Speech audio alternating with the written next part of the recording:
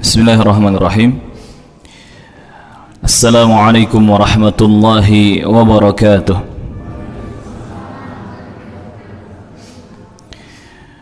Alhamdulillah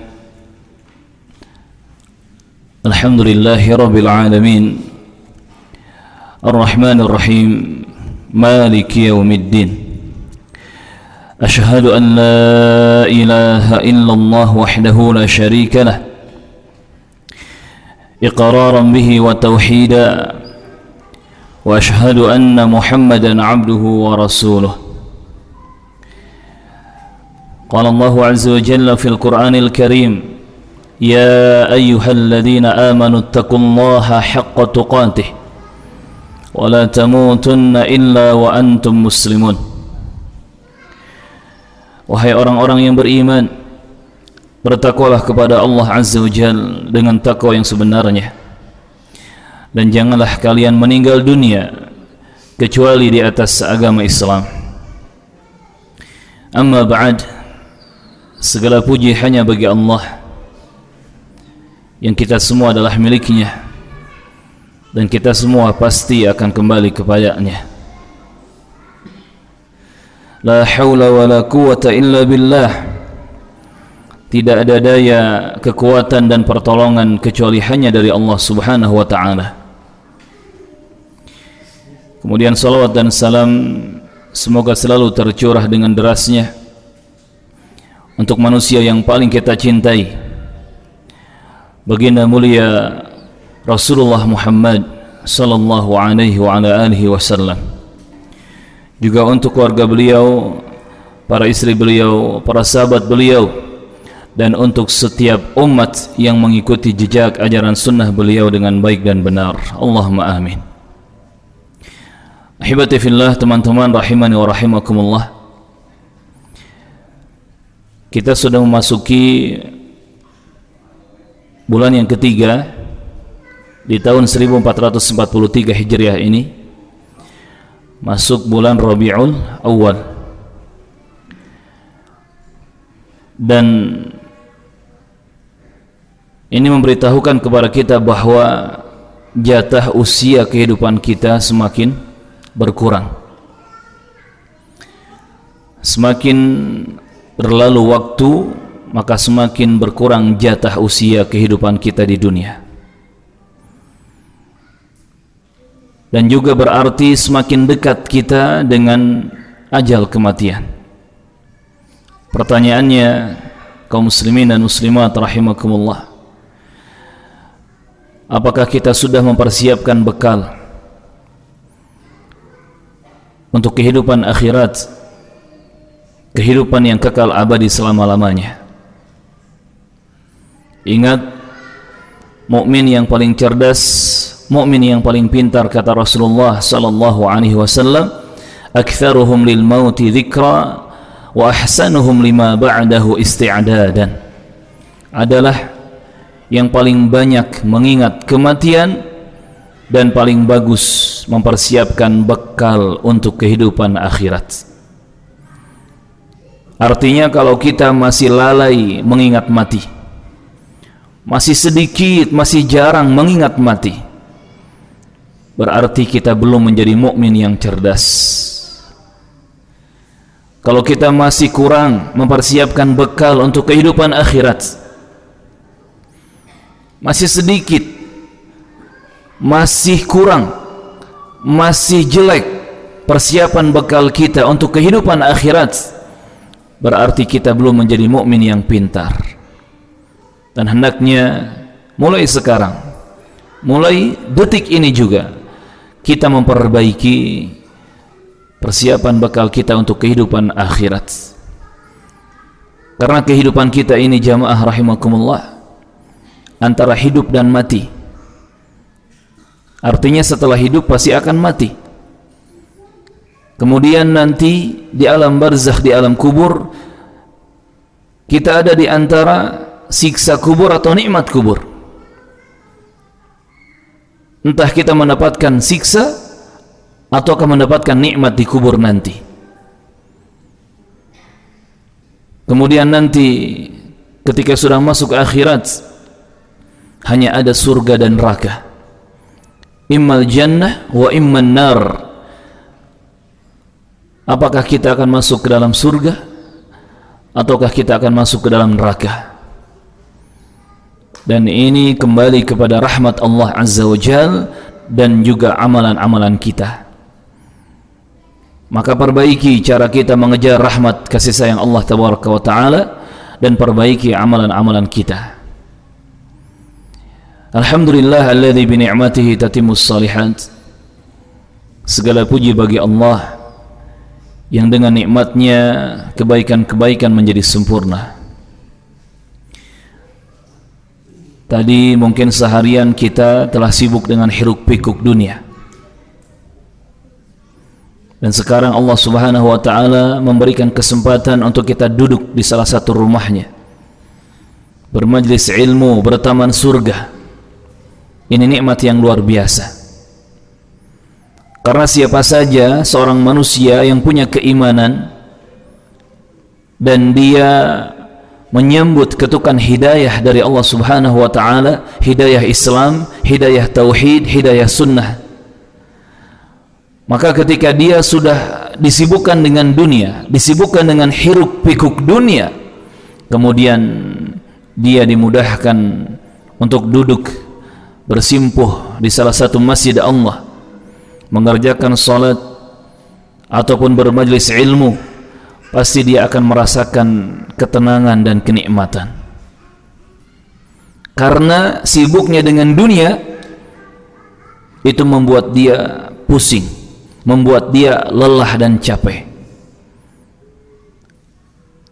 Dulu sempat kita sebutkan ya, DSLR, itulah nasib orang yang mengejar-ngejar dunia.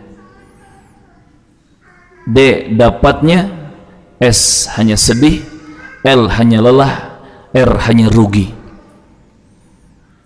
Artinya ketika kita sudah sibuk dengan hiruk pikuk dunia, kemudian kita menyempatkan waktu untuk duduk di masjid Allah, bermajlis ilmu, berkumpul dengan orang-orang yang saleh, di sini ada kenikmatan dan ketenangan. Alhamdulillah. Kaum muslimin dan muslimat rahimani wa rahimakumullah. Adapun pembahasan kita di kajian tematik pada malam hari ini di Masjid Nurul Iman yang kita cintai ini, dan semoga nama masjid ini menjadi doa untuk kita semua agar kita dimudahkan untuk mendapatkan nur cahaya al-iman, keimanan. Dan ingat, untuk kita mengejar dan mendapatkan nur al-iman, cahaya keimanan itu, kita harus hidup serius. Jangan terus bermain-main. Dunia lebih banyak membuat kita bermain-main. Bahkan ada orang yang sudah beragama pun dengan agamanya masih main-main. Kapan seseorang dikatakan dengan dunianya dia bermain-main? Ketika dunianya tidak membantu dia untuk lebih dekat kepada Allah Azza wa Jalla. Ketika dunianya tidak membantu dia untuk lebih takut kepada Allah Tabaraka wa Ta'ala. Ambisinya besar terhadap dunia, sibuk mengejar dunia, lupa dengan akhirat, lupa dengan surga dan neraka, lupa dengan alam kubur, lupa dengan kematian. Berarti dia bermain-main dengan dunia. Ada juga orang sudah dikenalkan kepada agama Islam, dikenalkan kepada nama Allah, nama Rasulullah. Dia tahu Allah, dia tahu Rasulullah, tetapi dia masih bermain-main dengan agamanya. Siapa dia? Siapa mereka? Orang yang bermain-main dengan agamanya. Mereka adalah orang-orang yang tidak menjaga keikhlasan, tidak menjaga keikhlasan lillahi ta'ala, sehingga hatinya terkotori dengan niatan-niatan busuk, entah ria, entah sum'ah. Dia mengejar penilaian dan balasan dari selain Allah. Dan tidak hanya orang yang rusak keikhlasannya, tetapi juga mereka yang ketika beragama mengerjakan perkara-perkara agama dengan seenaknya tanpa mengikuti aturan dari Allah dan Rasulnya sallallahu alaihi wasallam, sehingga mereka berani mengotak-ngatik aturan Islam, mengotak-ngatik, merubah-rubah aturan agama Allah dan Rasulnya, menambah-nambahikah atau mengurang-ngurangikah, itu biasa bagi mereka. Padahal agama Islam ini kita mengamalkannya harus sesuai dengan aturan Allah dan Rasulnya. Apa yang Rasulullah bawa kepada kita, itu yang kita laksanakan. Kata Allah Azza wa Jalla, mengingatkan pentingnya kita serius dalam beragama Islam ini. Jangan sampai kita bermain-main dengan merubah-rubah agama yang sudah murni ini. وَمَا آتَاكُمُ الرَّسُولُ فَخُذُوهُ وَمَا نَهَاكُمْ عَنْهُ فَانْتَهُوا. Kata Allah Azza wa Jalla, dan apa-apa yang dibawa oleh Nabi Muhammad sallallahu alaihi wasallam kepada kalian, ambil, amalkan. Dan semua yang Rasulullah larangkan, maka tinggalkan oleh kalian. Jadi sebenarnya Islam ini mudah. Tinggal kita belajar mencari tahu apa kata Allah, apa kata Rasulullah, apa ilmunya dari para sahabat Nabi, kemudian kita amalkan. Tanpa kita capek-capek merubah, mengotak-ngatik, menambah-nambah, mengurang-ngurangi. Cukuplah kita bermain-main dengan dunia. Jangan kemudian kita ditambah dosa kita dengan bermain-main dengan agama. Dosa kita sudah banyak dalam urusan dunia. Jangan ditambah dosa kita dengan bermain-main dengan agama. Maka prinsip kita sebagai umat Islam, sebagai hamba Allah, sebagai umat Nabi Muhammad sallallahu alaihi wasallam, sami'na wa ata'na. Kita siap mendengar dan kita siap taat. Kepada siapa mendengar, kepada siapa taat? Kepada Allah dan Rasulnya sallallahu alaihi wasallam. Jadi akal, logika, pikiran kita kalahkan dulu, kesampingkan dulu. Perasaan-perasaan di hati kita kalahkan dulu, kesampingkan dulu. Termasuk hawa nafsu kita kalahkan dulu, kesampingkan dulu. Dahulukan dalil, dahulukan apa kata Allah dan Rasulnya, dahulukan firman Allah dan sabda Rasulullah sallallahu alaihi wasallam. Di sini Masya Allah ada teman kita, anggota, ahlan wa sahlan. Sebagai anggota di militer, itu taat komando itu harus ya. Dan misalkan Bapak dikasih perintah oleh atasan, biasa jawabannya apa Pak? Siap dan, gitu ya. Tanpa bertanya, maaf atasan, ini perintahnya sunnah atau wajib? Kan tanpa bertanya seperti itu. Nah kita pun ketika mendengar dan mendapatkan perintah dari Allah dan Rasulnya harus langsung siap. Sami'na wa ata'na bermakna siap ya Allah, siap ya Rasulullah. Dan itu yang dipegang oleh para sahabat Nabi. Tanpa mereka bertanya, ini perintahnya wajib atau sunnah, ini larangannya haram atau makruh. Tidak ada pertanyaan seperti itu dari para sahabat Nabi. Mereka langsung sami'na wa ata'na. Yang wajib, yang sunnah, semua mereka semangat mengerjakannya. Yang haram, yang makruh, semua mereka semangat meninggalkannya. Dan ini karakter mulia yang harus kita contoh dari para sahabat Nabi radhiyallahu taala anhum, mulai dari Abu Bakar As-Siddiq, Umar bin Khattab, Uthman bin Affan, Ali bin Abi Talib, Abu Hurairah, Ibnu Abbas, Ibnu Umar, Ibnu Amr, Ibnu Mas'ud, dan semua istri Nabi dan semua sahabat yang mulia dari sahabat-sahabat Rasulullah. Karakter mulia ini yang harus kita contoh dari mereka. Pembahasan kita di malam yang berberkah ini, teman-teman rahimani wa rahimakumullah, adalah tentang muslim itu bersaudara. Sesama muslim itu bersaudara. Saya teringat ucapan yang sangat berharga dari salah satu guru kami, ulama besar di Saudi Arabia, tepatnya di kota Riyadh, Syekhuna Saleh ibn Fauzan al-Fauzan hafidhahullah ta'ala. Beliau pernah menyebutkan al-ukhuwah al-islamiyah, al-ukhuwah al-imaniyah awthaq min al-ukhuwah an-nasabiyah. Persaudaraan karena Islam, persaudaraan karena keimanan itu jauh lebih kokoh, jauh lebih kuat dibandingkan dengan persaudaraan karena nasab keturunan. Subhanallah. Jadi ternyata persaudaraan yang paling kokoh, yang paling kuat, yang paling berharga adalah persaudaraan kita karena Allah Azza wa Jalla. Kita saling berkumpul, kita saling mencintai, kita saling menolong karena Allah, karena mengikuti ajaran Rasulullah. Itulah ukhuwah, persaudaraan yang hakiki, yang manfaatnya akan kita rasakan di dunia dan di akhirat. Bahkan ini mengalahkan persaudaraan karena nasab keturunan, karena darah kekeluargaan.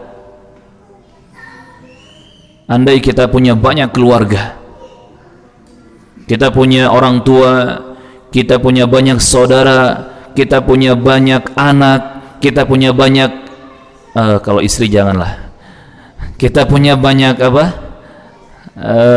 kerabat ya, kita punya banyak orang-orang yang mensupport kita, mencintai kita di dunia, tetapi ternyata akidahnya berbeda-beda, tetapi ternyata akidahnya berbeda-beda, agamanya berbeda-beda. Ingat, sebagus apapun hubungan kita dengan mereka, seerat apapun hubungan kita dengan mereka di dunia, nanti di akhirat semuanya akan saling bermusuhan. Ba'duhum ba'dah, satu dengan yang lainnya akan saling bermusuhan, menjadi a'da, saling bermusuhan. Na'udzubillah, na'udzubillah. Tetapi ketika bersaudara karena nama Allah, karena agama Allah, karena Rasul Allah, maka persaudaraan ini akan terus terikat, akan terus terhubung walaupun sudah berpindah kepada kehidupan akhirat. Dulu pernah kita sebutkan ya, di pertemuan pertama di masjid yang kita cintai ini, satu riwayat di mana seorang penduduk surga bertanya kepada Allah Azza wa Jalla, mencari-cari temannya ketika di dunia, yang ternyata temannya sudah ada di neraka.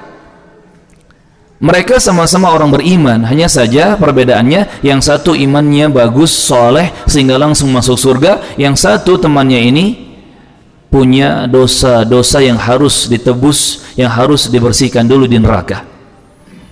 Mereka bukan saudara senasab seketurunan, mereka tidak ada ikatan dan hubungan darah kekeluargaan, tidak ada, hanya berteman begitu saja karena keimanan. Tetapi dengan izin Allah Tabaraka wa Ta'ala, orang yang di neraka itu kemudian dikeluarkan dari neraka, dimasukkan ke dalam surga karena sebab syafaat dari temannya yang beriman tadi dengan izin Allah Subhanahu wa Ta'ala. Ini manfaat bersaudara karena Allah, manfaatnya akan terasa sampai di kehidupan akhirat. Ahibati fillah, teman-teman rahimani wa rahimakumullah. Maka kalau kita memiliki teman yang beriman, teman yang saleh, teman yang menolong kita dan membantu kita untuk terhindar dari kesesatan dan mara bahaya dunia akhirat, pegang erat tangan mereka, pegang erat tangan mereka. Jangan sampai mata kita terpejam meninggalkan mereka. Teman-teman saleh, saudara-saudara saleh, mereka adalah aset yang sangat berharga untuk kehidupan kita dunia akhirat. Dan nanti pun kita akan diuji. Ketika sudah memiliki teman-teman yang saleh, akan diuji.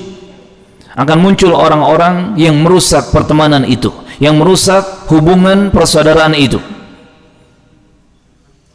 Dan biasanya Setan merusak lewat urusan dunia. Sudah enak-enak berteman dengan teman-teman saleh karena Islam, karena Allah, karena tauhid, karena sunnah Nabi, dirusak dengan urusan fulus, dirusak dengan urusan harta benda, dirusak dengan urusan dunia. Pasti itu akan ada ujian seperti itu kepada kita. Bahkan kita akan dihadapkan kepada pilihan milih teman yang nggak punya apa-apa, nggak punya fulus, nggak punya harta benda, tetapi dia punya ilmu agama, dia punya keimanan, ataukah memilih teman yang fulusnya kathir, fulusnya banyak, harta bendanya banyak, tetapi ilmunya nggak ada, tetapi keimanannya rusak. Mungkin kita akan dihadapkan kepada posisi yang seperti ini. Dan kalau kita dihadapkan kepada posisi seperti ini, milih teman yang punya ilmu atau punya fulus, pilihlah teman yang punya ilmu, karena ilmu bisa menyelamatkan kita dunia akhirat, sedangkan fulus justru kebanyakannya membahayakan kita dunia akhirat. Ahibati fillah, teman-teman rahimani wa rahimakumullah, sesama muslim itu bersaudara. Ini adalah prinsip yang harus kita pegang. Sesama muslim bersaudara, dan persaudaraan karena Islam ini mengalahkan persaudaraan-persaudaraan karena yang lain-lainnya. Bahkan persaudaraan karena nasab keturunan tadi dikalahkan dengan persaudaraan karena Islam ini. Ingat firman Allah Subhanahu wa taala di surah Al-Hujurat ayat yang ke-10. Ada yang bisa buka Al-Hujurat ayat yang ke-10? Ada yang bawa mushaf Al-Quran? Ya, dibaca lengkap, bisa. Al-Hujurat ayat ke-10. Ada yang bawa mushaf enggak? Ya.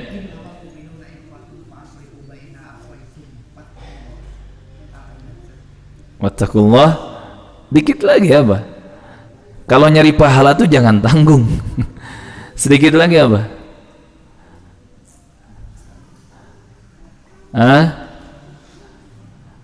Nggak ada yang buka mushaf, nggak ada yang bawa mushaf. Ada yang bawa handphone nggak? Oh ada. Fadhal dibaca.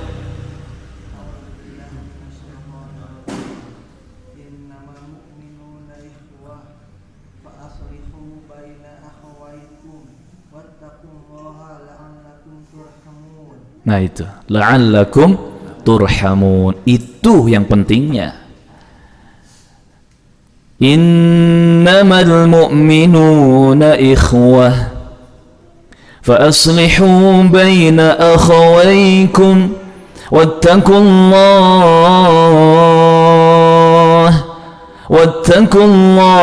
la'allakum turhamun. Sesungguhnya orang-orang beriman itu bersaudara.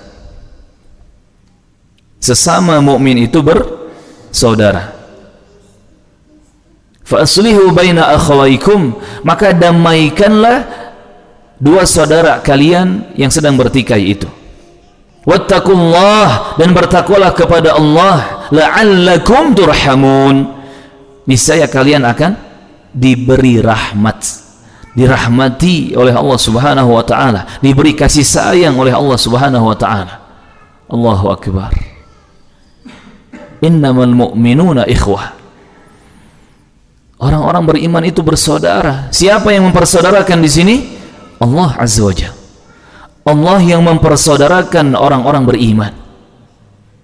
Bukan atasan kita, bukan bos kita, bukan orang tua kita, bukan raja, bukan presiden, bukan menteri, tetapi langsung Allah Rabbul Alamin, sang penguasa alam semesta, mempersaudarakan kita dengan persaudaraan yang luar biasa. Artinya, karena Allah yang langsung mempersaudarakan kita, berarti ini persaudaraan yang spesial, ya kan?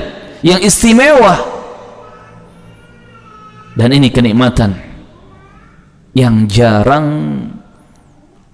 disyukuri oleh kebanyakan manusia. kadang menganggap persaudaraan karena iman ini biasa aja. Apalagi ada oknum-oknum yang memanfaatkan persaudaraan ini, dibawa ke dalamnya kepentingan-kepentingan pribadi. Na'udzubillah. Gak sedikit mengatasnamakan kita kan sesama muslim, ujung-ujungnya nipu. Kita kan sesama mukmin, ujung-ujungnya modus. Kita kan sama-sama ngaji tauhid, ngaji sunnah, ujung-ujungnya ngebohongin kita. Dan ini pasti akan kita alami, baik dia seorang ustadz atau dia seorang pelajar, pasti akan menemui oknum-oknum seperti itu, yang awalnya wah mungkin lisannya manis, ucapannya manis, ujung-ujungnya dia punya kepentingan pribadi, entah mencari fulus, entah mungkin dia sudah punya fulus tetapi nyari popularitas, nyari panggung, ya, dan lain sebagainya. Oknum itu akan ada. Padahal tanpa harus seperti itu. Kalau betul-betul bersaudara karena keimanan, bersaudara karena Allah Azza wa Jalla, pasti dibantu kok, kan gitu. Tinggal jujur saja. Barakallahu fiikum. Nah, kembali kepada ayat tadi Al-Hujurat ayat ke-10. Innamal mu'minuna ikhwah. Sesama mukmin itu bersaudara, dan Allah yang memberikan persaudaraan ini kepada kita. Maka hendaknya kita saling menjaga. Termasuk kalau kita berselisih, kembalikan kepada aturan Allah dan Rasulnya. Segera cari yang namanya al-islah, perdamaian. Karena kedamaian itu menenangkan hati kita, menenangkan hidup kita. Ingat di sini janji manis dari Allah Azza wa Jalla, la'allakum turhamun. Niscaya kalian akan diberi rahmat. Allah akan datangkan kepada kita kasih sayangnya, keberkahannya, kebaikan-kebaikan darinya. Bagi orang-orang yang mau berdamai, yang cinta damai, ingat damainya damai sesuai dengan aturan Allah dan Rasulnya, sesuai dengan agama Islam. Subhanallah. Saya sangat mengapresiasi ketika mendengar salah seorang jamaah mengatakan, Ustadz, saya hidup nggak mencari musuh. Allahu Akbar, luar biasa.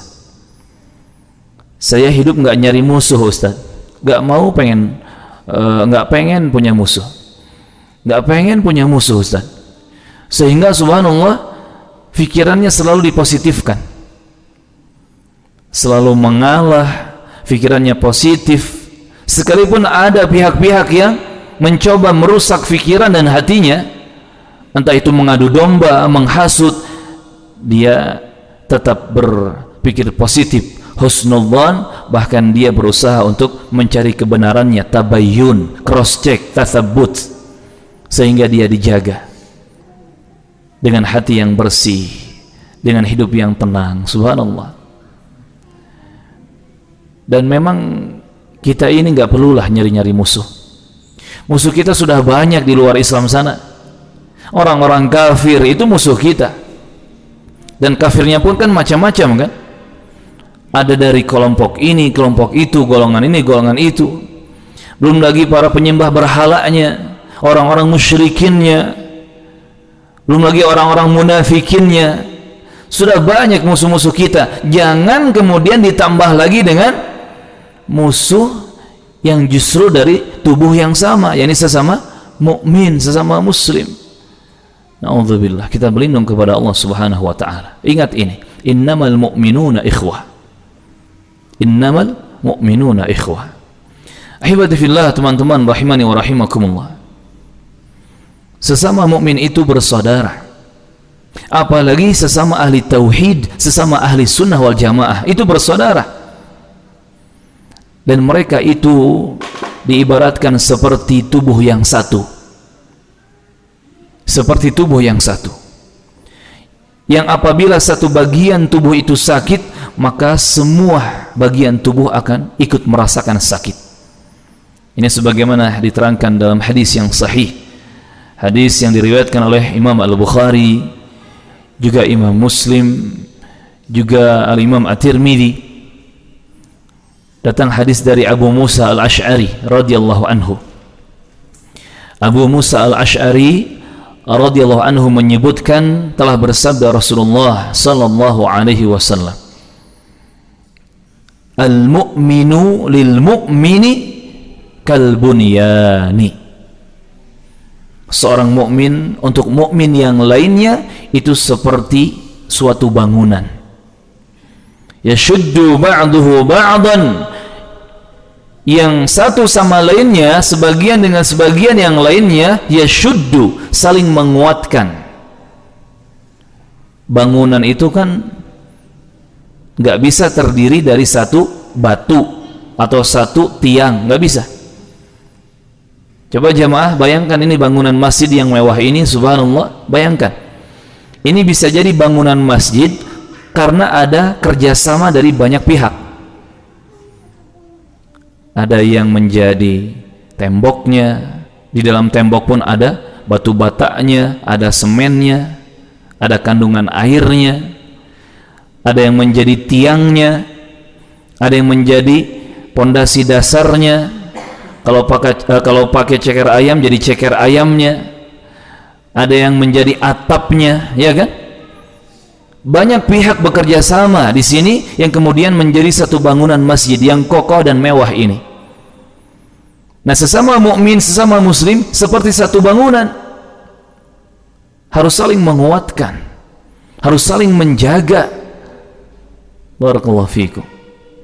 Ini kata Rasulullah sallallahu alaihi wasallam, yashuddu ba'duhu ba'dan, satu sama lain saling menguatkan. Ahibati fillah rahimin rahimakumullah. Juga Rasulullah bersabda di hadis yang lain, dalam hadis riwayat Al-Bukhari, juga Muslim dan juga Ahmad. Kalau Al-Bukhari dan Muslim berarti punya sahih, sahih Bukhari, sahih Muslim. Kalau tadi Imam At-Tirmidzi punya sunan, sunan At-Tirmidzi. Kalau Imam Ahmad punya musnad, musnad Ahmad. Itu semua kumpulan-kumpulan hadis. Nah, dalam hadis yang kedua disebutkan oleh atau diriwayatkan oleh Al-Bukhari dan Muslim dan juga Ahmad dari sahabat An-Nu'man bin Bashir radhiyallahu anhu. An-Nu'man bin Bashir menyebutkan Rasulullah bersabda sallallahu alaihi wasallam, "Mathalul mu'minina," perumpamaan orang-orang yang beriman itu, fi tawaddihim, dalam mereka saling mencintai, wa tarahumihim, dalam mereka saling berkasih sayangnya, wa ta'atufihim, dalam mereka saling menyayangi, ya, menjaganya. Mathalul jasadi, itu diibaratkan sebuah tubuh. Rasulullah mengibaratkan, mengumpamakan dengan satu tubuh. Idza ishtaka minhu 'adwun tada'a lahu sa'irul jasad. Kalau ada satu bagian tubuh yang mengaduh kesakitan, maka semua anggota tubuh di tubuh itu juga akan merasakan sakit yang sama. Bisari wal humma, misalkan diharuskan satu tubuh itu begadang, maka semua tubuh ikut begadang.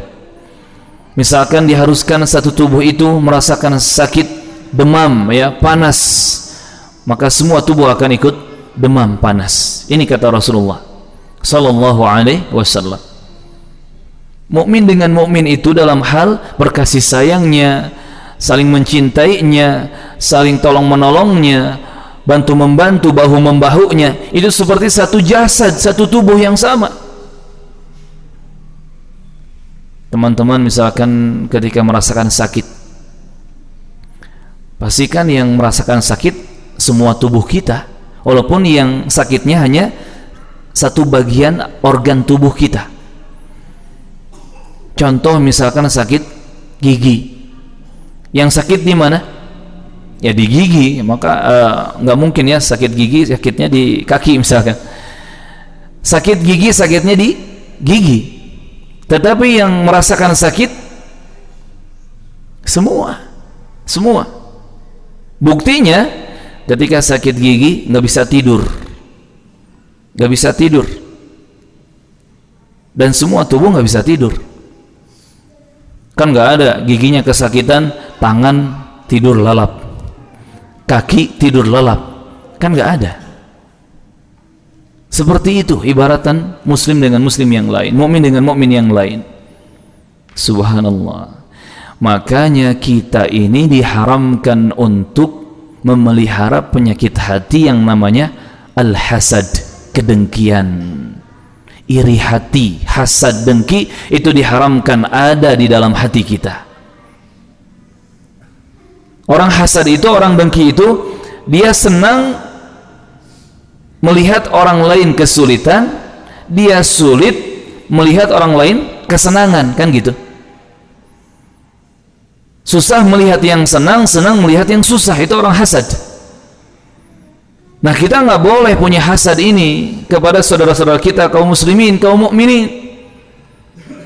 Kalau saudara kita muslim, dia mendapatkan kebaikan, kita harus ikut senang, bahagia, bersyukur juga. Kalau ada saudara kita mukmin, dia sedang diuji dengan suatu keburukan, kita pun harus ikut prihatin, berbelasungkawa. Ya, kita simpati kepadanya. Jangan ada hasad, tidak boleh hasad. Karena hasad ini akan merusak persaudaraan, karena Allah Azza wa Jalla akan merusak. Na'udzubillah, na'udzubillah. Banyak sejarah menyebutkan persaudaraan yang dibangun sekian lama, entah bertahun-tahun, entah berbulan-bulan, persaudaraan karena Allah Azza wa Jalla. Tetapi karena ada penyakit hati yang namanya hasad kemudian diikuti, rusak persaudaraan tersebut. Walaupun para ulama, diantaranya Syekhul Islam Ibnu Taimiyah rahimahullah, kalau tidak salah, beliau mengatakan, ma khalal jasadu min hasadin. Tidak ada satu jasad pun yang selamat dari penyakit hasad. Artinya semua manusia, semua orang itu pasti akan dibisiki setan dengan yang namanya penyakit hasad, akan diserang dengan penyakit ini. Tetapi kata beliau rahimahullah ta'ala, perbedaannya antara orang yang mulia dengan orang yang rendahan, orang yang mulia dia akan berusaha menyembunyikan hasadnya tersebut di dalam hatinya, dikubur dalam-dalam, tidak dikeluarkan. Tidak dengan lisannya, tidak dengan perbuatan tangannya, bahkan tidak dengan kedipan atau sorot matanya. Betul-betul disembunyikan, dikubur, ya, diinjak dalam-dalam. Ini orang yang mulia dalam menghadapi serangan penyakit hasad. Sedangkan orang yang rendahan, orang yang hina, dia akan mengikuti apa keinginan hasadnya tersebut. Dia akan mengikuti bisikan setan untuk hasad tersebut. Dikeluarkan, diluapkan, dilampiaskan. Entah dengan lisan ucapannya, entah dengan tangan perbuatan dan sikapnya, entah dengan tulisan tangannya.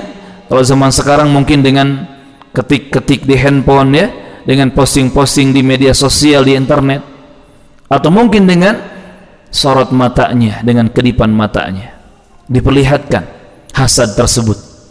Dan dia adalah orang yang rendah, orang yang hina. Na'udzubillah.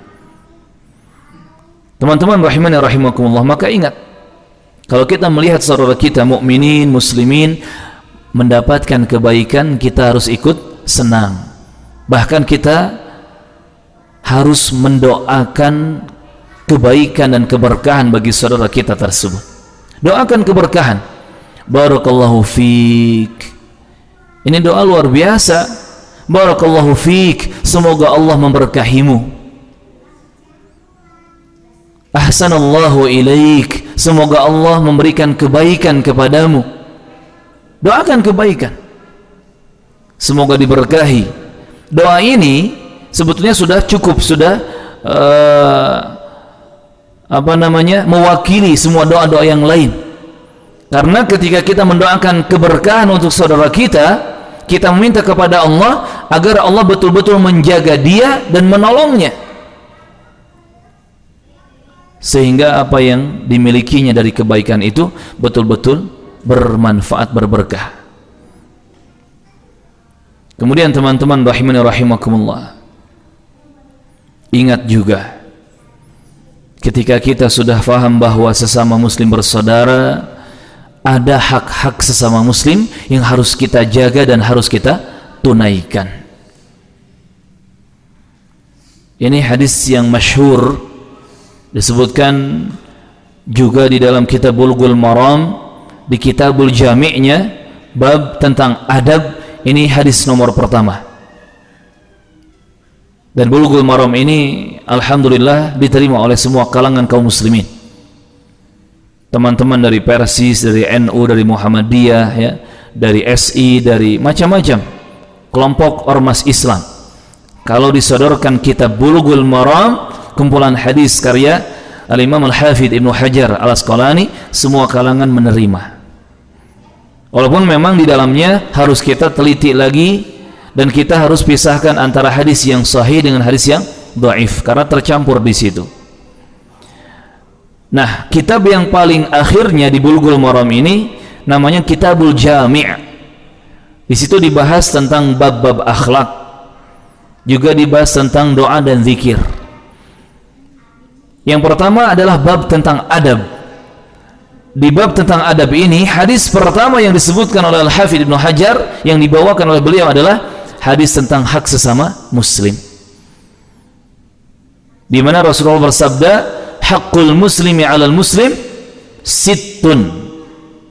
Hak seorang muslim atas muslim yang lainnya ada 6. Ini kata Rasulullah sallallahu alaihi wasallam. Hibati fillah rahimani wa rahimakumullah. Ini hadis yang masyhur, ya. Nabi mengatakan hak sesama muslim itu ada 6.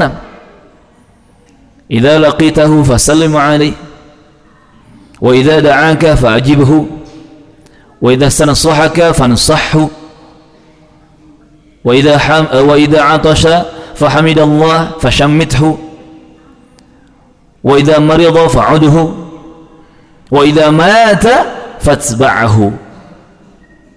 Ada 6 hak sesama muslim yang harus kita jaga dan kita tunaikan. Apabila dia mengucapkan salam, apabila engkau bertemu dengannya, ucapkan salam kepadanya. Ini yang pertama.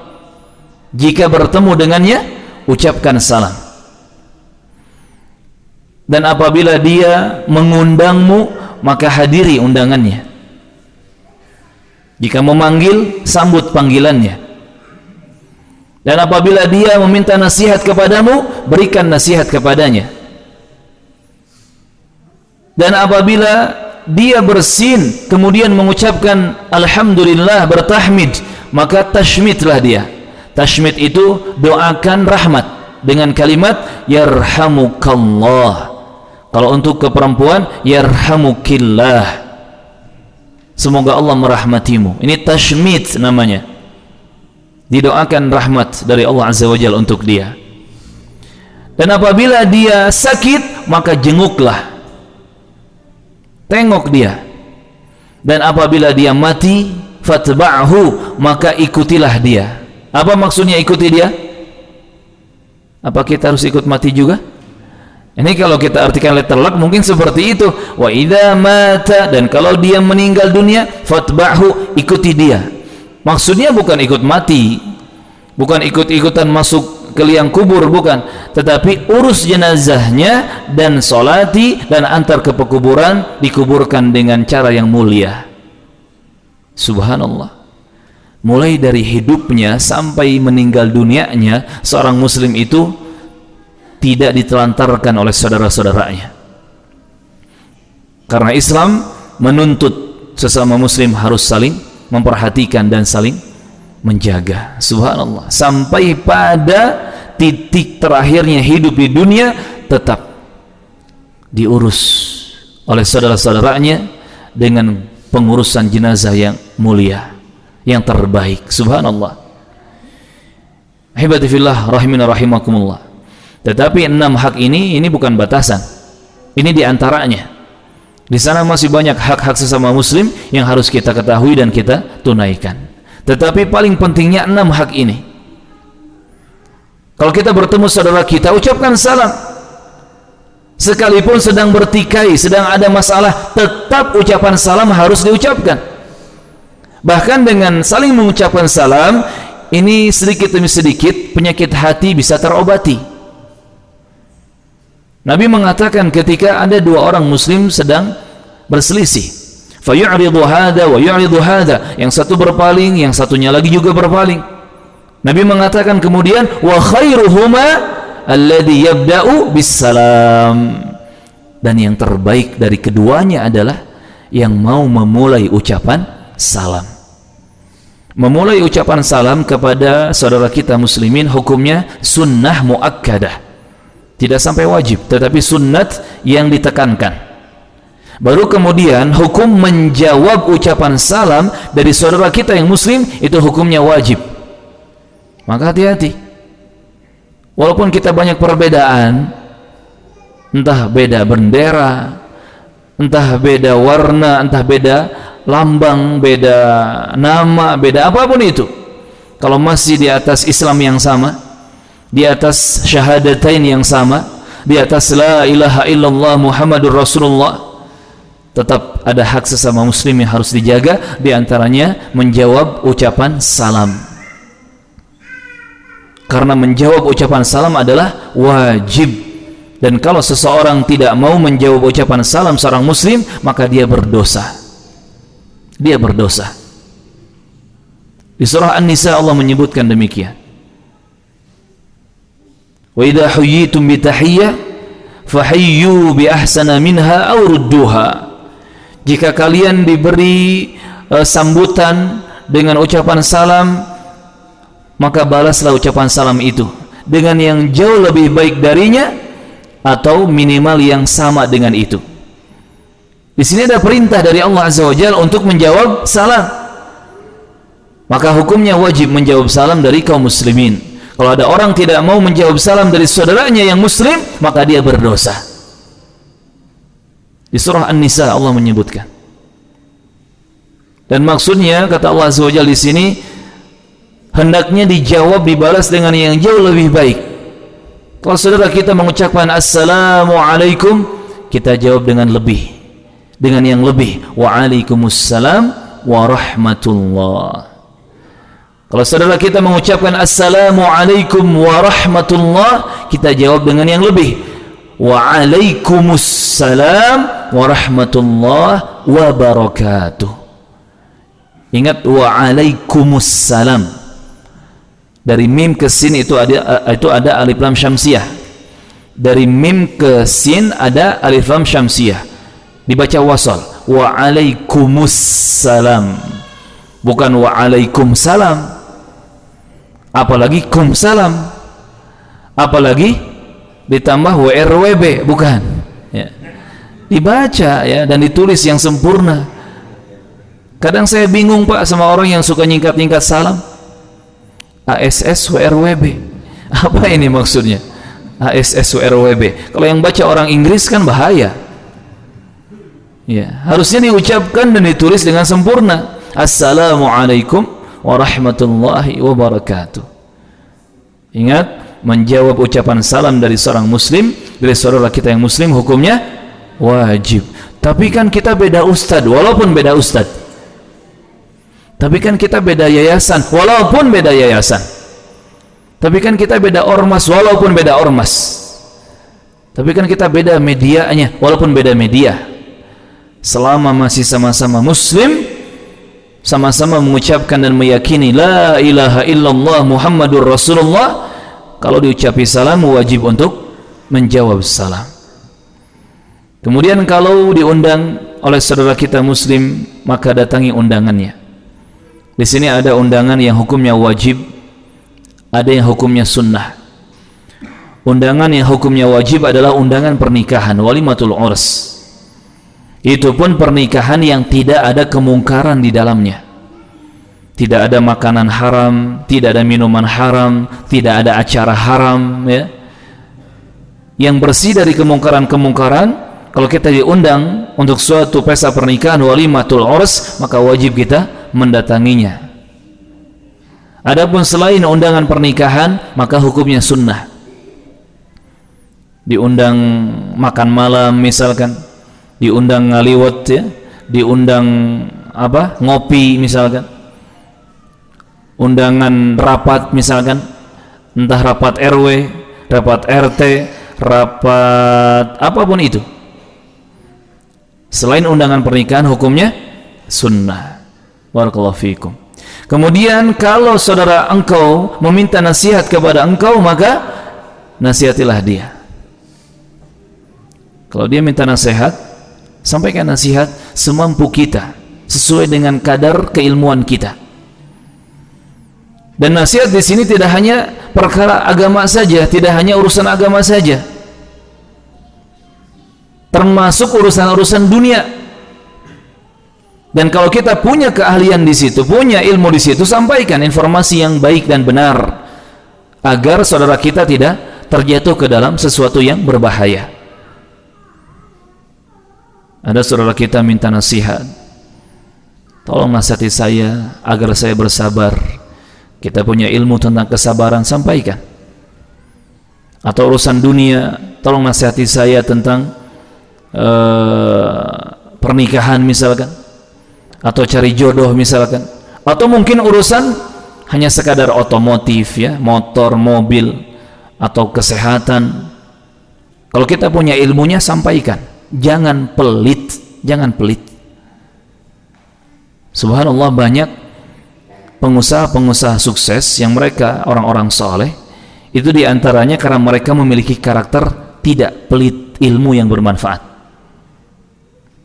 Jadi nggak ada rasa takut, wah kalau nanti dia tahu, nanti saya ada saingan, jangan-jangan nanti saya kalah saing, nanti saya bangkrut. Orang yang beriman, orang yang soleh, nggak ada rasa takut seperti itu. Justru semakin dia bisa memberikan ilmu yang bermanfaat kepada orang-orang, dia senang dan dia berharap pahala kepada Allah di dalam hal tersebut. Pernah terjadi di Saudi Arabia sana, ada pemilik supermarket yang di seberang jalan juga ada pemilik supermarket yang lain. Singkat cerita, qadarullah, supermarket yang ada di seberangnya itu diuji dengan pailit, bangkrut. Sampai kemudian dia menawarkan kepada tetangga supermarketnya untuk dibeli. Kalau kita ikut orang-orang Jepang misalnya, orang-orang mana lagi, orang Eropa misalkan, orang Barat ya, ini kesempatan emas, langsung dibeli, mungkin dijadikan brand yang sama atau dimusnahkan, kan gitu.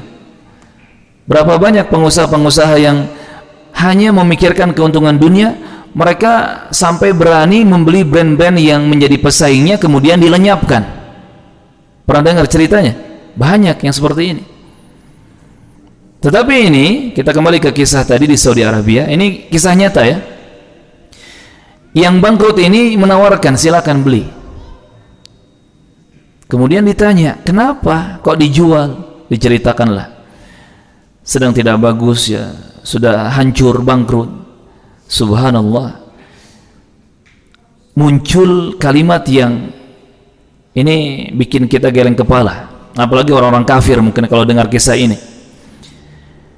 Kata pemilik supermarket yang ditawari untuk membeli supermarket di seberangnya itu, Anda butuh berapa modal untuk menghidupkan lagi supermarket itu? Disebutkan kurang lebih sekian. Ya sudah, saya kasih pinjam. Saya kasih pinjam. Jangan sampai supermarket Anda itu bangkrut. Subhanallah. Dikasih pinjam untuk menghidupkan lagi supermarketnya. Subhanallah. Dan ini tidak akan terjadi kalau bukan karena keimanan. Tidak akan terjadi kalau bukan karena merasa bersaudara di jalan Allah Subhanahu wa ta'ala. Ini the real of Muslim. the real of mu'min. Betul-betul merasa sakit ketika saudaranya sakit, merasa sulit ketika saudaranya sulit, dan merasa senang ketika saudaranya senang. Dan tidak ada rasa khawatir tersaingi, nanti hilang rezeki. Nggak ada seperti itu, karena yang namanya rezeki itu sudah ada jatahnya. Banyak tempat di satu area, di situ jualannya sama, dan ternyata semuanya laku, punya jatah rezeki masing-masing. Pernah dapat nggak area seperti itu? Ada satu jalan misalkan, orang jualan di situ martabak semua. Jadi seperti fans club gitu atau apa? Seperti klub gitulah ya. Kumpulan pedagang martabak, jualannya di tempat yang sama, ngejejer. Atau jualan apa misalkan oleh-oleh ya. Jualan tape, jualan tahu, semua sama jualannya seperti itu. Dan ternyata masing-masing ada jatah bagian rezekinya. Allah sudah memberikan jatah rezeki kepada mereka. Subhanallah.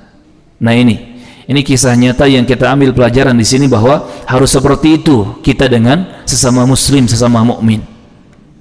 Barakallahu fikum. Jadi jangan pelit menyebarkan hal-hal yang bermanfaat. Jangankan ilmu agama, ilmu dunia saja kita tidak boleh pelit, apalagi ilmu agama. Jangan sampai saudaranya atau temannya minta diajari sholat, keheula, kenapa antum mau sholat ya? Udah cukup saya saja yang masuk surga. Jangan seperti itu. Jangan seperti itu. Ingat kata Rasulullah, kesempurnaan iman kita itu dilihat dari bagaimana kita bersikap, bermuamalah dengan saudara kita. La yu'minu ahadukum hatta yuhibba li akhihi ma yuhibbu li nafsihi. Kata Rasulullah sallallahu alaihi wasallam, tidaklah sempurna keimanan seseorang dari kalian sampai dia mencintai apa-apa untuk saudaranya yang ia cintai untuk dirinya sendiri. Kalau kita ingin diri kita masuk surga, kita pun harus ingin saudara-saudara kita masuk surga. Kalau kita ingin diri kita sehat, kita pun harus ingin saudara-saudara kita sehat. Kalau kita ingin merasakan makanan yang enak, yang lezat, ya, yang mengenyangkan untuk diri kita, maka kita pun harus ingin saudara-saudara kita merasakan makanan seperti itu. Ini namanya keimanan yang sempurna. Kalau lihat saudara kita menikah, maka kita pun harus mendoakan yang baik untuk saudara kita. Barakallahu fikum. Teman-teman rahimakumullah, di sini keimanan kita diuji ketika kita bersaudara dengan orang-orang. Kemudian yang selanjutnya, kalau saudara kita bersin kemudian mengucapkan alhamdulillah, maka harus ditashmid, didoakan rahmat. Yarhamukallah, semoga Allah merahmatimu. Yang kalau orang bersin didoakan seperti ini, maka dia harus membalas dengan doa yahdikumullahu wa yuslihu balakum. Yahdikumullah, semoga Allah memberimu hidayah petunjuk, wa yuslihu balakum, dan semoga Allah memperbaiki keadaanmu. Subhanallah, di posisi sedang bersin pun tetap saling mendoakan kebaikan. Yang satu bersin hajim, kemudian mengucapkan alhamdulillah, didoakan yarhamukallah, didoakan lagi oleh yang bersin yahdikumullah wa yuslihu balakum. Subhanallah, betapa indahnya Islam. Jadi yang keluar bukan bahasa-bahasa kasar ya. Maneh mah, lebih parah lagi, janganlah dah ya. Dalam Islam itu bahasa pun dijaga, tidak ngomong kasar ya, tidak ngomong yang kotor, tetapi bahasanya sopan santun, enak didengar, telinga sejuk mendengarnya, bahkan diiringi dengan doa-doa kebaikan sekalipun ketika bersin bahkan. Dan itu yang dilakukan oleh orang-orang Arab setelah mereka mengenal yang namanya Nabi Muhammad SAW. Betul-betul mereka saling mendoakan kebaikan. Barakallahu fiik, semoga Allah memberimu berkah. Ahsanallahu ilaik, semoga Allah memberimu kebaikan. hafidhakallah, Allahu yahfaduk, semoga Allah menjagamu, fi amanillah, semoga engkau dalam lindungan Allah, dalam keselamatan dari Allah. Banyak doa kebaikan, rahimakallah, semoga Allah merahmatimu. Termasuk kalau kita buka buku-buku ulama kita, ulama tauhid, ulama ahlus sunnah wal jamaah, itu pasti di awal mereka menulis, mereka sebutkan doa-doa kebaikan. Contoh misalkan Syekh Muhammad bin Abdul Wahhab At-Tamimi, yang orang menuduh beliau ini orang yang keras. Banyak orang menuduh Syekh Muhammad bin Abdul Wahhab sebagai sosok yang bengis katanya, padahal itu tuduhan-tuduhan saja.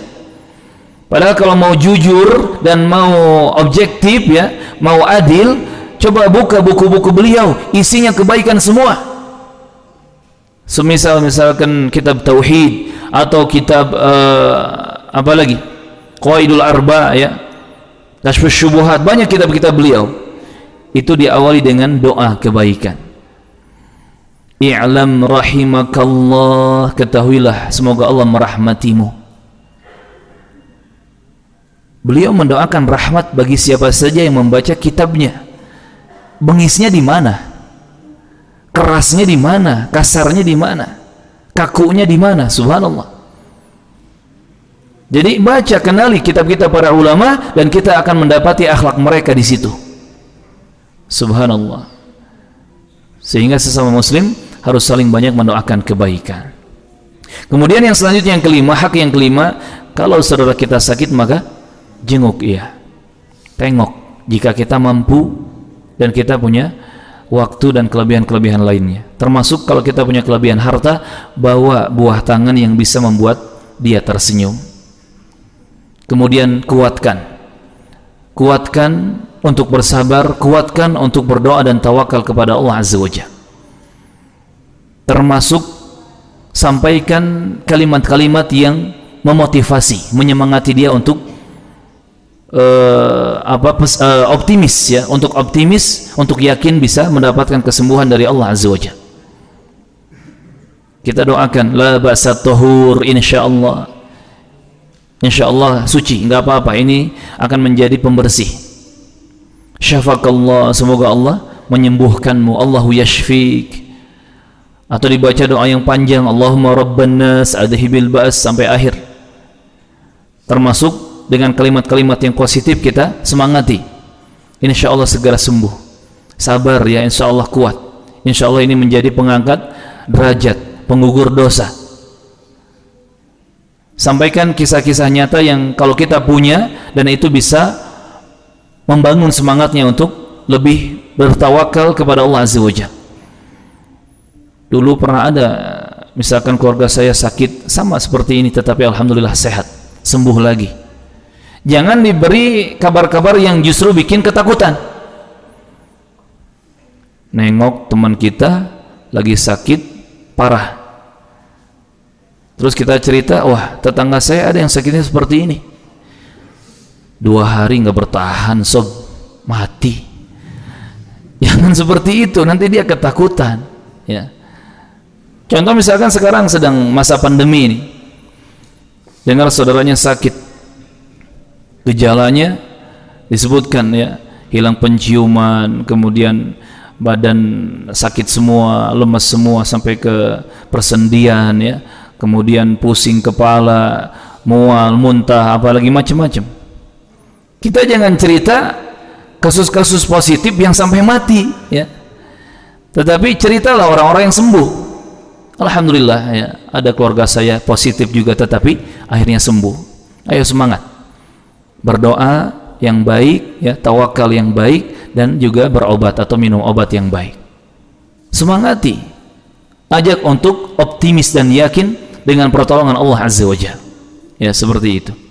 Kemudian yang terakhir, kalau saudara kita meninggal dunia maka ikutilah jenazahnya, diurus mulai dari dimandikan, dikafani, disolati, sampai dikuburkan di pekuburan kaum muslimin, diurus dengan pengurusan jenazah yang mulia, yang terbaik.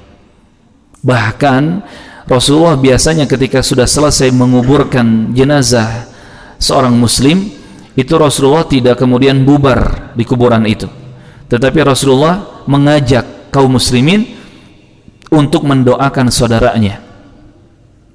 Kata Rasulullah kepada para sahabat setelah selesai penguburan, selesai pemakaman, istaghfiru li akhikum wasallallahu lahu tathbit fa innahu al'ana yus'al.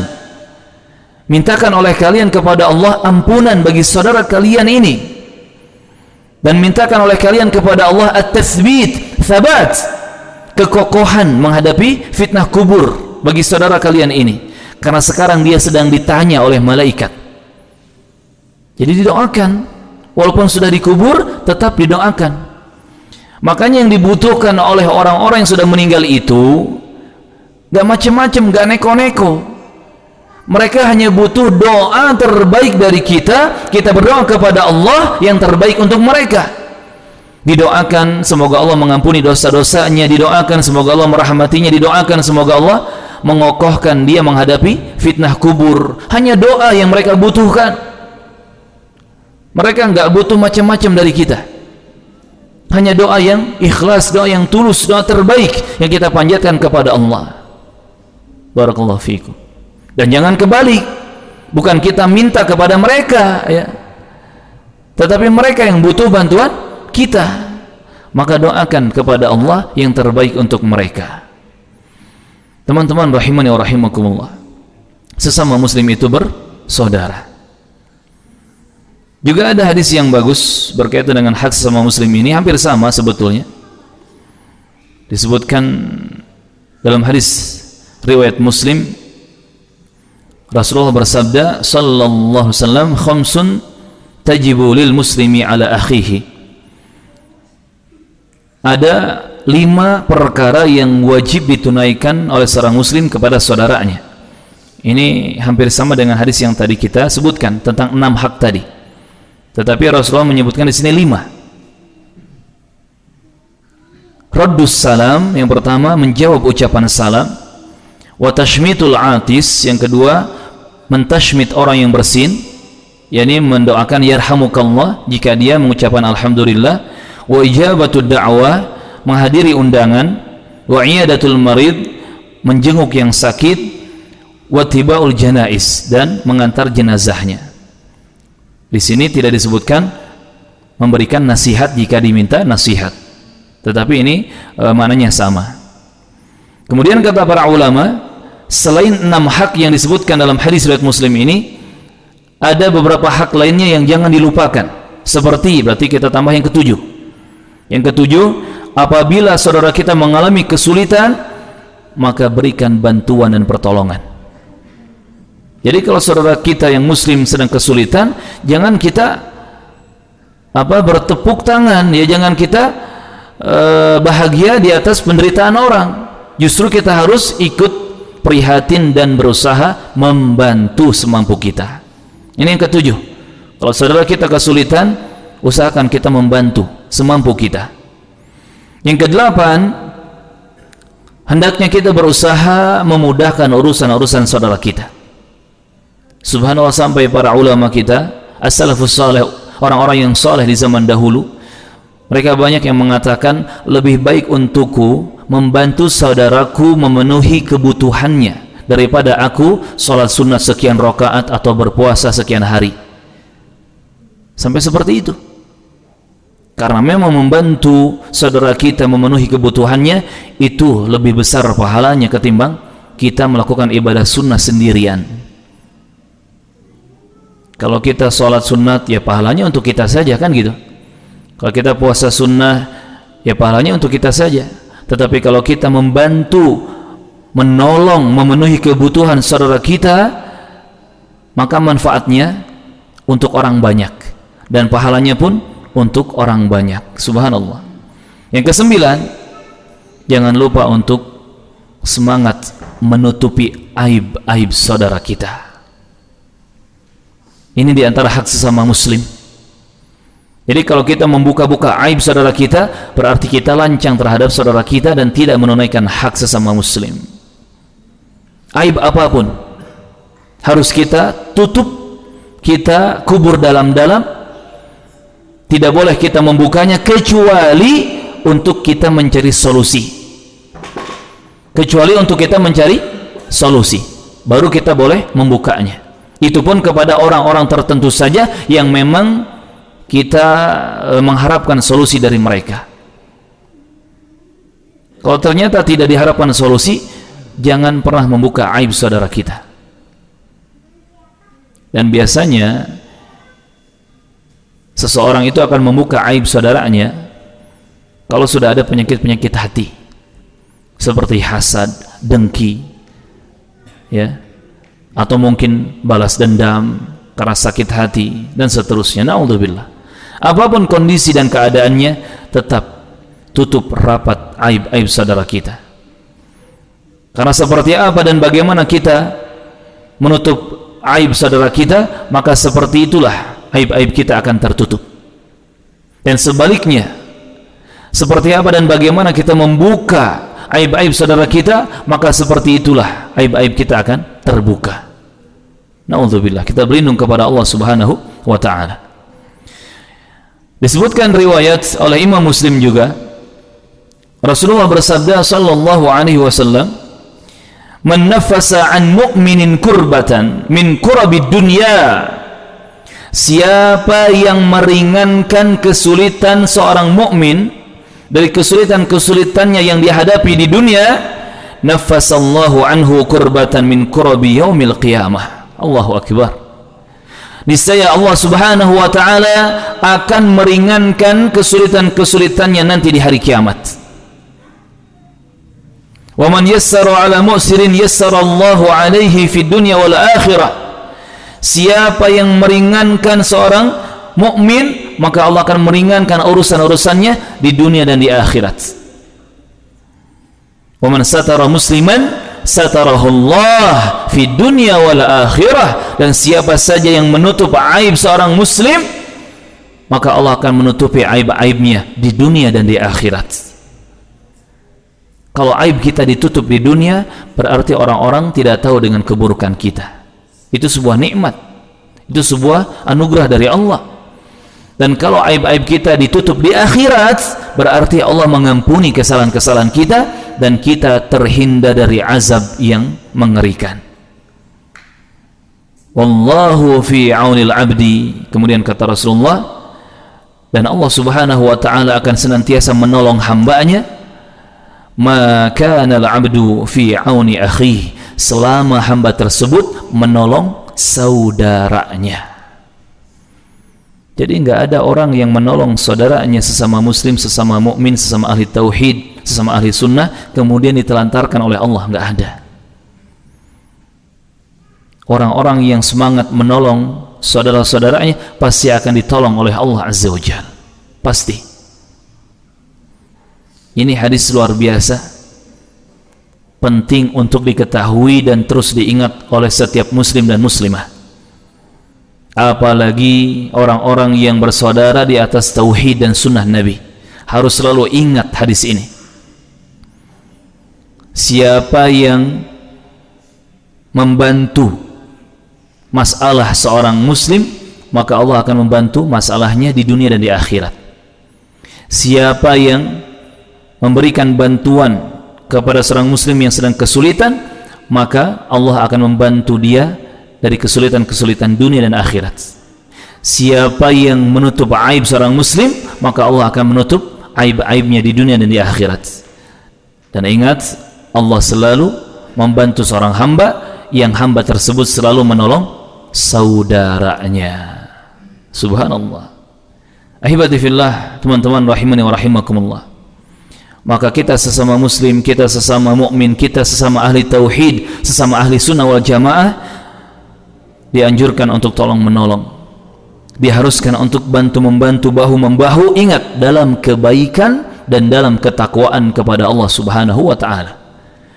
Jadi dibatasi ya, kita kerjasama hanya dalam kebaikan dan ketakwaan, bukan dalam semua hal secara mutlak. Jangan ketika ada misalkan acara-acara yang mungkar, kemudian memakai dalih, kita kan sesama muslim, masa sih nggak mau bantu. Di situ nggak berlaku, di situ nggak berlaku. untuk kemaksiatan, untuk kesyirikan, untuk kebid'ahan, ya, untuk dosa-dosa, untuk kemungkaran-kemungkaran. Tidak ada istilahnya kerjasama. Tidak ada istilahnya kerjasama. Ingat firman Allah Subhanahu wa taala di awal surah Al-Maidah, di ayat kedua di surah Al-Maidah. Allah Subhanahu wa taala berfirman, "Wa ta'awanu 'alal birri wat taqwa wa la ta'awanu 'alal itsmi wal 'udwan." Wa ta'awanu 'alal birri wat taqwa. Dan tolong menolonglah kalian untuk kebaikan dan ketakwaan. Wa la ta'awanu 'alal itsmi wal 'udwan. Dan jangan tolong menolong untuk dosa dan pelanggaran syariat atau permusuhan. Ini kaidahnya, ini prinsipnya harus kita pegang. Saling tolong menolong untuk kebaikan dan ketakwaan kepada Allah, dan jangan tolong menolong untuk dosa dan pelanggaran syariat. Subhanallah. Dan ini harus kita jaga.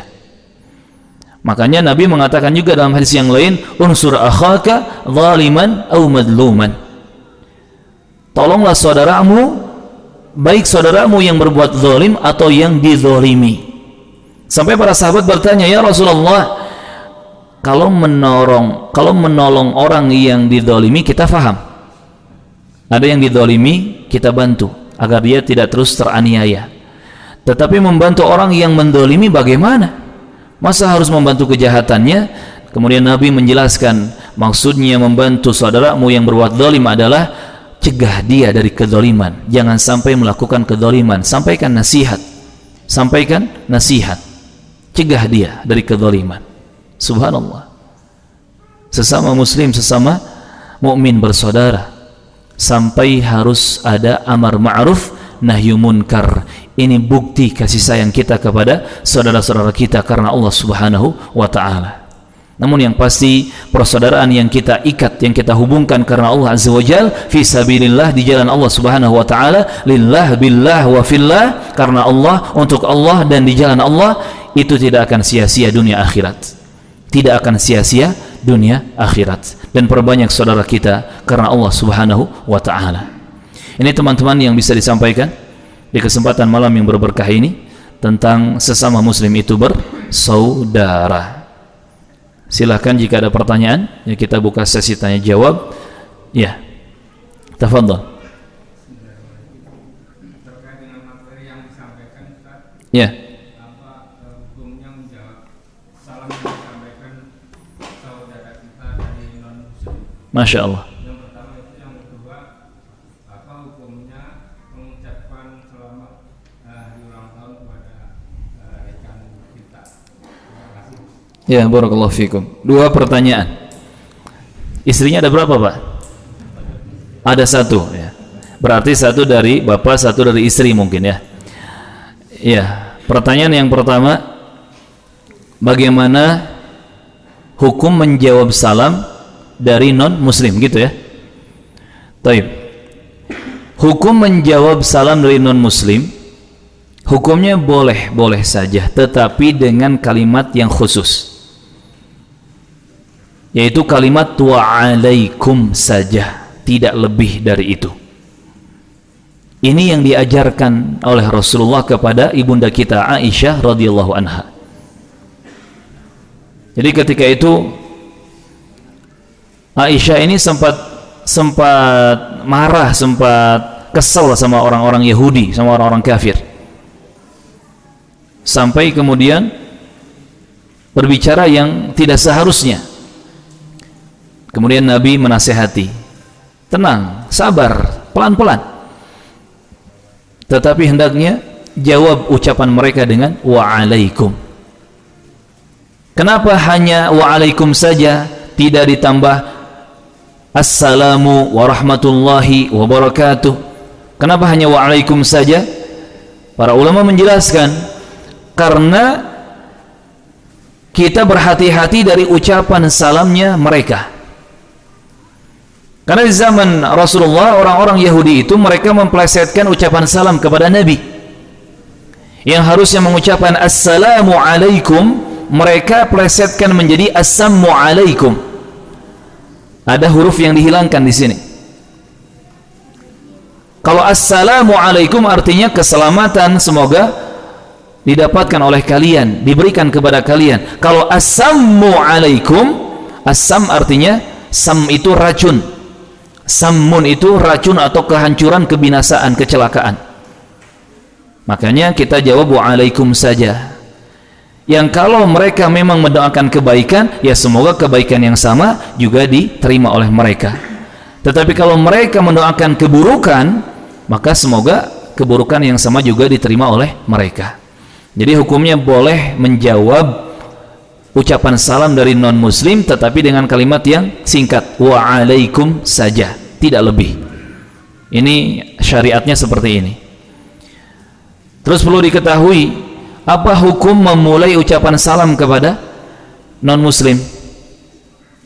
Apa hukumnya? Jawabannya tidak boleh. Kita tidak boleh memulai ucapan salam kepada non muslim. Walaupun dia keluarga kita, walaupun dia tetangga kita, walaupun dia teman dekat kita. Kalau dia non muslim, jangan kita memulai ucapan salam kepadanya.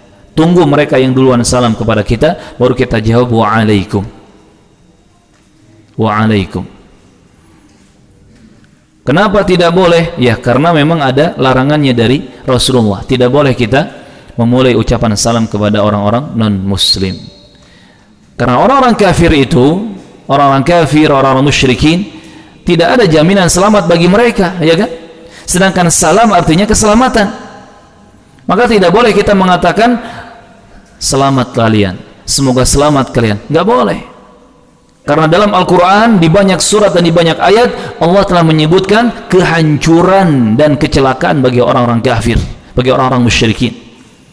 Allah saja, Rasul saja mengatakan mereka celaka, mereka binasa, mereka hancur. Masa kita sebagai hamba Allah, sebagai umat Nabi Muhammad mengatakan selamat?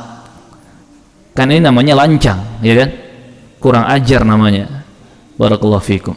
Maka jangan memulai ucapan salam kepada non muslim. Bukan berarti kita ngajak perang, tidak. Kita tetap berbuat baik sebaik mungkin kepada orang-orang non muslim. Tetapi masalah akidah seperti ini, masalah prinsip seperti ini, kita harus kokoh. Bukan berarti kita harus jahat kepada mereka, bukan. Bahkan kita dianjurkan dan dituntut syariat Islam untuk berbuat baik kepada manusia semuanya sebaik mungkin, termasuk orang-orang kafir. Kalau ada orang tua kita kafir, ya na'udzubillah, misalkan ada orang tua kita kafir, seorang anak yang muslim tetap wajib berbakti, berbuat baik kepada orang tuanya. Kalau ada tetangga kita kafir non muslim, kita pun tetap harus menunaikan hak tetangga kepada mereka. Tidak boleh mengganggu mereka. Kalau mereka lapar, kita harus bantu mereka makan. Kalau mereka sakit, kita harus bantu, kita jenguk mereka, dan seterusnya. Ya, tetapi ucapan salam ini, karena di sini ada akidah, ya, kita tidak boleh memulai ucapan salam kepada mereka. Kemudian pertanyaan yang kedua, jadi lupa Pak tadi. Oh, masalah ulang tahun. Sebenarnya tidak ada ulang tahun. Yang ada itu umur kita berkurang. Tadi di awal saya sempat singgung, ya. Kita sudah melewati Muharram 1443. Kita sudah melewati Safar 1443. Sekarang kita baru masuk bulan ketiga, bulan Rabiul Awwal. Nah, seharusnya kita semakin berkurang waktu, kita sadar berkurang jatah usia kita. Bertambah yang namanya bulan, ya, berpindah bulan, bertambah yang namanya angka tahun, berpindah tahun. Kita harus semakin sadar semakin berkurang jatah usia kita. Makanya kata para ulama, muhasabah itu tidak hanya dilakukan di pergantian tahun saja, tetapi harus dilakukan muhasabah itu di setiap waktu. Pergantian bulan, pergantian pekan, pergantian hari, bahkan pergantian nafas. Kita harus terus bermuhasabah. Kita menghitung-hitung, mengingat-ingat lebih banyak baiknya atau buruknya hidup kita ini, lebih banyak pahalanya atau dosanya yang kita lakukan ini. Muhasabah setiap saat. Maka tidak ada yang namanya ulang tahun, tambah umur, panjang umur, yang ada adalah usia kita semakin berkurang. Boleh tidak kita mengucapkan selamat? Kalau mengucapkan selamatnya di momen tertentu yang tidak ada contohannya dari Rasulullah dan para sahabatnya, maka tidak boleh. Ini kaidahnya ya. Mengucapkan selamat dalam hal yang tidak ada contohannya dari Rasulullah dan para sahabatnya, maka tidak boleh. Tetapi kalau yang amalan tersebut ada contohnya dari Rasulullah dan para sahabatnya, silahkan. Contoh misalkan hari raya Idul Fitri, hari raya Idul Adha, kita boleh saling mengucapkan selamat. Selamat berhari raya, taqabbalallahu minna wa minkum, seperti itu boleh. Nah, sekarang kita cari tahu ulang tahun ini pernah nggak dicontohkan oleh Rasulullah? Coba jawab jujur, dari Al-Quran ataupun hadis tentang sejarah ulang tahun ada tidak? Tidak ada. Ya, tidak ada satu ayat pun atau satu hadis pun yang mengatakan Rasulullah berulang tahun. Para sahabat Abu Bakar, Umar, Utsman, Ali, Aisyah, Khadijah, atau siapa lagi, Ummu Salamah, Zainab, Hafsah berulang tahun. Tidak ada. Padahal mereka mampu melakukan itu. Bisa, ya, bisa, tetapi tidak melakukannya. Karena tadi pelajarannya bukan bertambah umur, bukan mengulang tahun, tetapi semakin berkurang jatah usia kita. Sehingga yang selamat adalah kita tidak boleh mengucapkannya. Ini demi menyelamatkan diri kita. Jangan mengucapkan selamat untuk acara-acara yang tidak disyariatkan. Kalaupun mau kita doakan selamat untuk saudara kita, itu jangan pas dia ulang tahun saja atau pas dia ketemu tanggal lahirnya saja, tetapi setiap hari. Kalau saya pribadi sih lebih mengapresiasi dan lebih memilih seorang teman yang dia mendoakan saya setiap hari daripada cuma setahun sekali. Kalau punya teman mendoakan selamatnya hanya setahun sekali, itu bukan teman yang baik, itu teman yang kurang ajar. Katanya teman, katanya sahabat, kok ngucapin selamatnya cuma setahun sekali? Harusnya tiap hari, tiap waktu. Apalagi ad-du'a fi dhahril ghaib, ketika kita tidak bersama dengannya, kita saling mendoakan. Ini keistimewaan doa tanpa diketahui oleh orang yang sedang kita doakan. Ad-du'a fi dhahril ghaib. Kata Rasulullah sallallahu alaihi wasallam, siapa yang mendoakan saudaranya tanpa saudaranya mengetahui, maka akan ada malaikat yang mengaminkan doanya. Dan malaikat mendoakan kebaikan yang sama untuk dia. Walaka bimithlin, kata malaikat, amin, semoga Allah mengabulkan doa baikmu. Walaka bimithlin, dan semoga Allah memberikan kebaikan yang sama untukmu. Allahu Akbar. Dan ini dilakukan setiap saat, diperbanyak sesering mungkin, bukan hanya setahun sekali. Jadi yang selamatkan dulu diri kita, bukan mengucapkan selamat kepada orang lain dalam acara-acara yang tidak disyariatkan oleh agama Islam. Kalaupun mau, silahkan doakan keselamatan untuk saudara kita, teman kita, keluarga kita setiap saat sebanyak mungkin tanpa terikat suatu acara tertentu. Kecuali misalkan acaranya memang disyariatkan. Contoh pernikahan, contoh kelahiran, ada lahir anaknya misalkan. Ini hal-hal yang disyariatkan untuk mendoakan kebaikan, ya kan? Kalau kita tahu teman kita zuwaj, teman kita nikah, kata Rasulullah, doakan. Doa terbaiknya, kado istimewanya adalah barakallahu laka wa baraka alaika wa jama'a bainakuma fi khair. Ini lebih dari kata selamat. Luar biasa doa ini. Termasuk ketika teman-teman kita, saudara kita, keluarga kita punya anak yang baru lahir, itu pun didoakan. Termasuk boleh mengucapkan selamat, ya. Tetapi untuk hal yang tidak disyariatkan, maka tidak perlu kita mengucapkan selamat. Seperti itu, ya.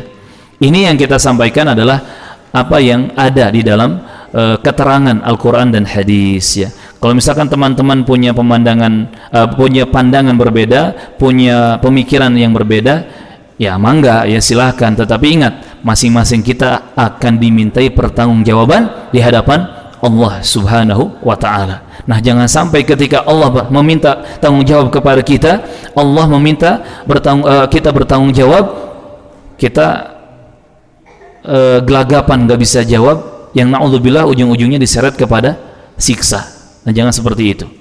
Maka ingat, persiapkan segala sesuatunya, tanggung jawab ada nanti di hadapan Allah Subhanahu wa Ta'ala. Ya, ada pertanyaan yang lain? Fadhal, silakan. Ada 3, mudah-mudahan bisa. 3 apa ini? Oh, pertanyaan. Ya, harus disempurnakan. Ada 3 ya. 3 pertanyaan. Ya, silakan. Bagaimana sikap kita pada istri atau saudara kita yang begitu banyak berbeda dalam pemahaman dalam hal keislaman gitu. Misalkan dalam salah satu hadis begitu banyak perbedaan dalam cara memahami hadis.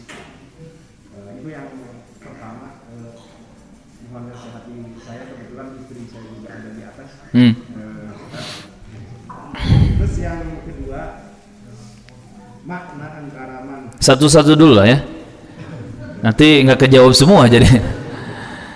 Yang pertama, bagaimana menyikapi perbedaan cara pandang dengan seseorang, entah itu keluarga atau saudara atau teman, dalam memahami satu dalil gitu ya, satu dalil, satu hadis atau satu ayat.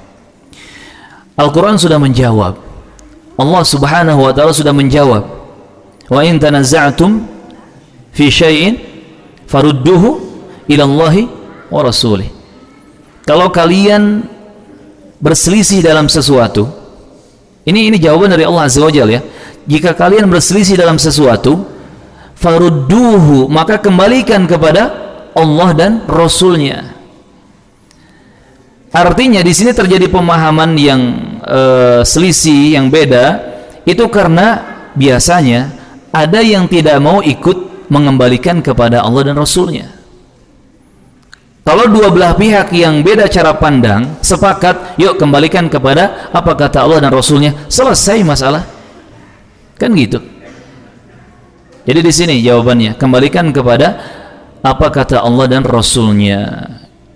Jadi dua belah pihak harus saling legowo, terbuka hati, terbuka fikiran untuk mau menerima apa kata Allah dan Rasulnya.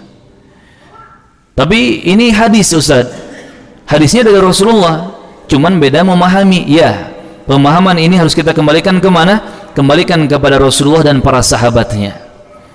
Karena untuk memahami apa yang Rasulullah sampaikan, kita butuh pemahaman dari murid-muridnya langsung. Siapa murid-murid langsung Rasulullah? Para sahabat Nabi radhiyallahu taala anhum. Ini, kalau kita berselisih dalam satu pemahaman, kita kembalikan kepada Allah dan Rasulnya, sepakat, ya sudah selesai. Kalau ternyata masih ada selisih pendapat, kembalikan kepada pemahaman para sahabat Nabi radhiyallahu taala anhum.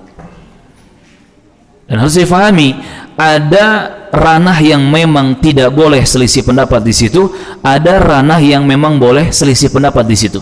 Ini dibedakan. Kalau masalahnya masalah yang dibolehkan saling berselisih pendapat, ya, khilafnya mu'tabar, boleh dipegang. Ini ranahnya khilafiyah ijtihadiyah, khilafiyah fikhiyah. Di sini kita harus saling lapang dada, toleransi. Contoh misalkan dalam fikih salat, banyak sekali di sini khilafiyah ijtihadiyah yang kita harus berlapang dada.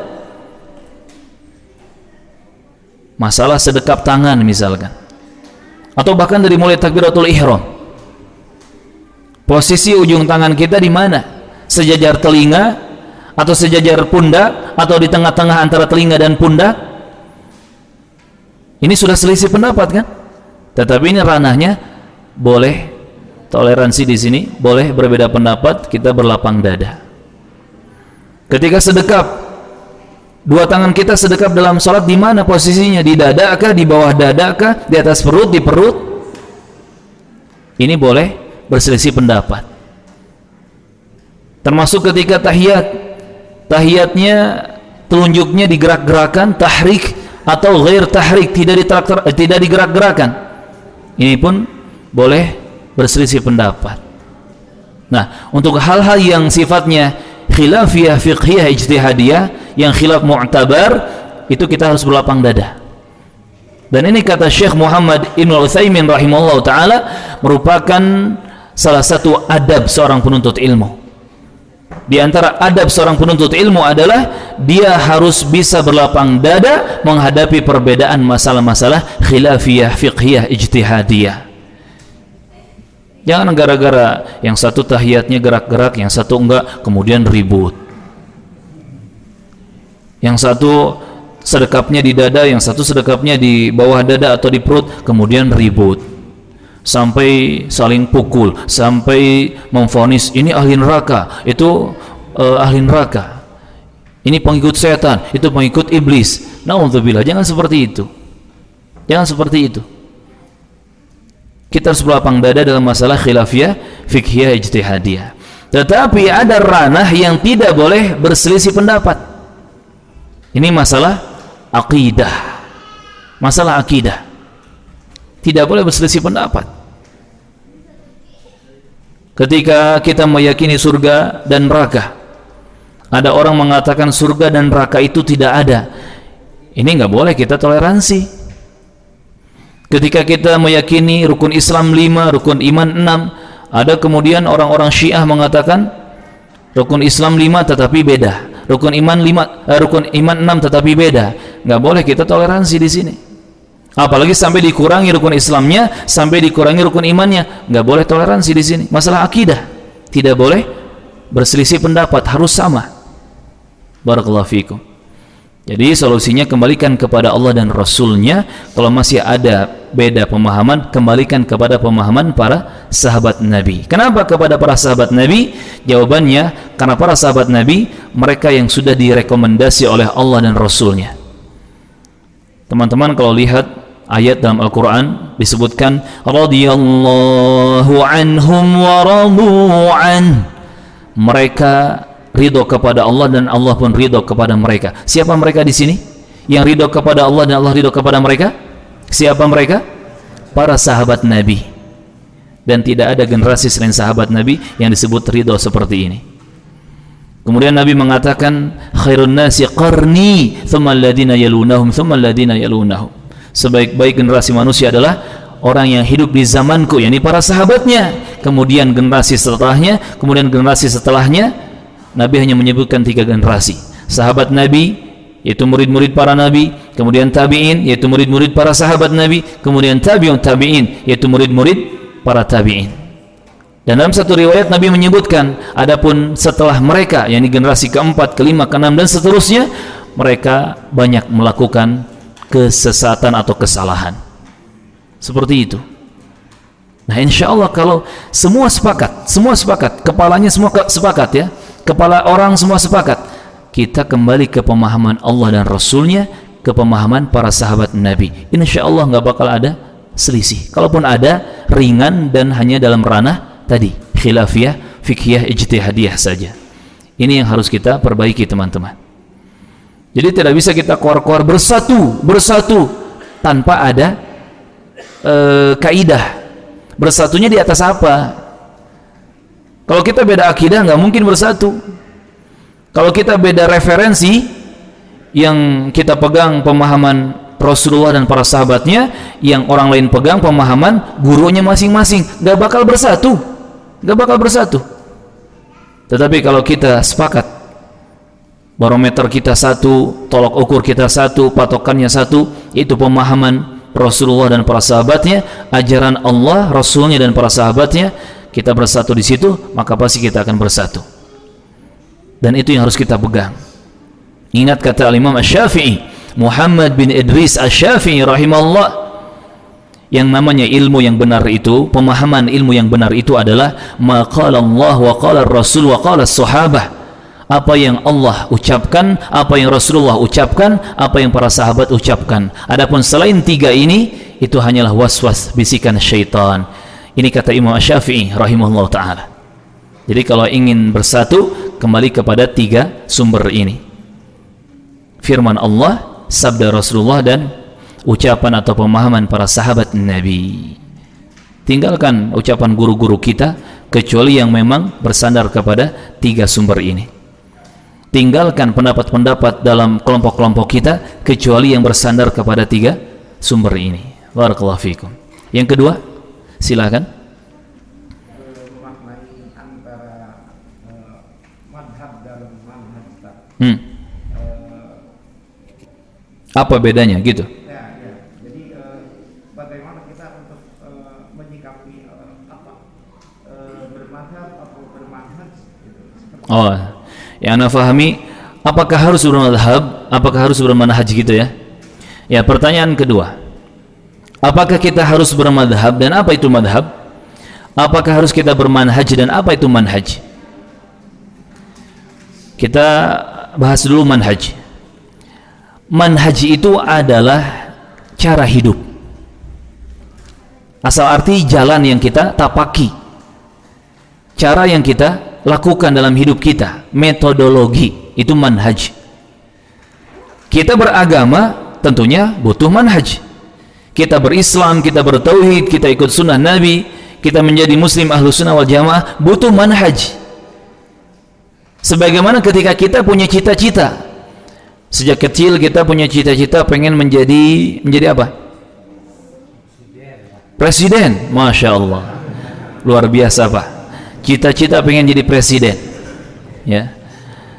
Untuk jadi presiden, apakah kita cukup tidur terus bangun, makan, main, tidur lagi?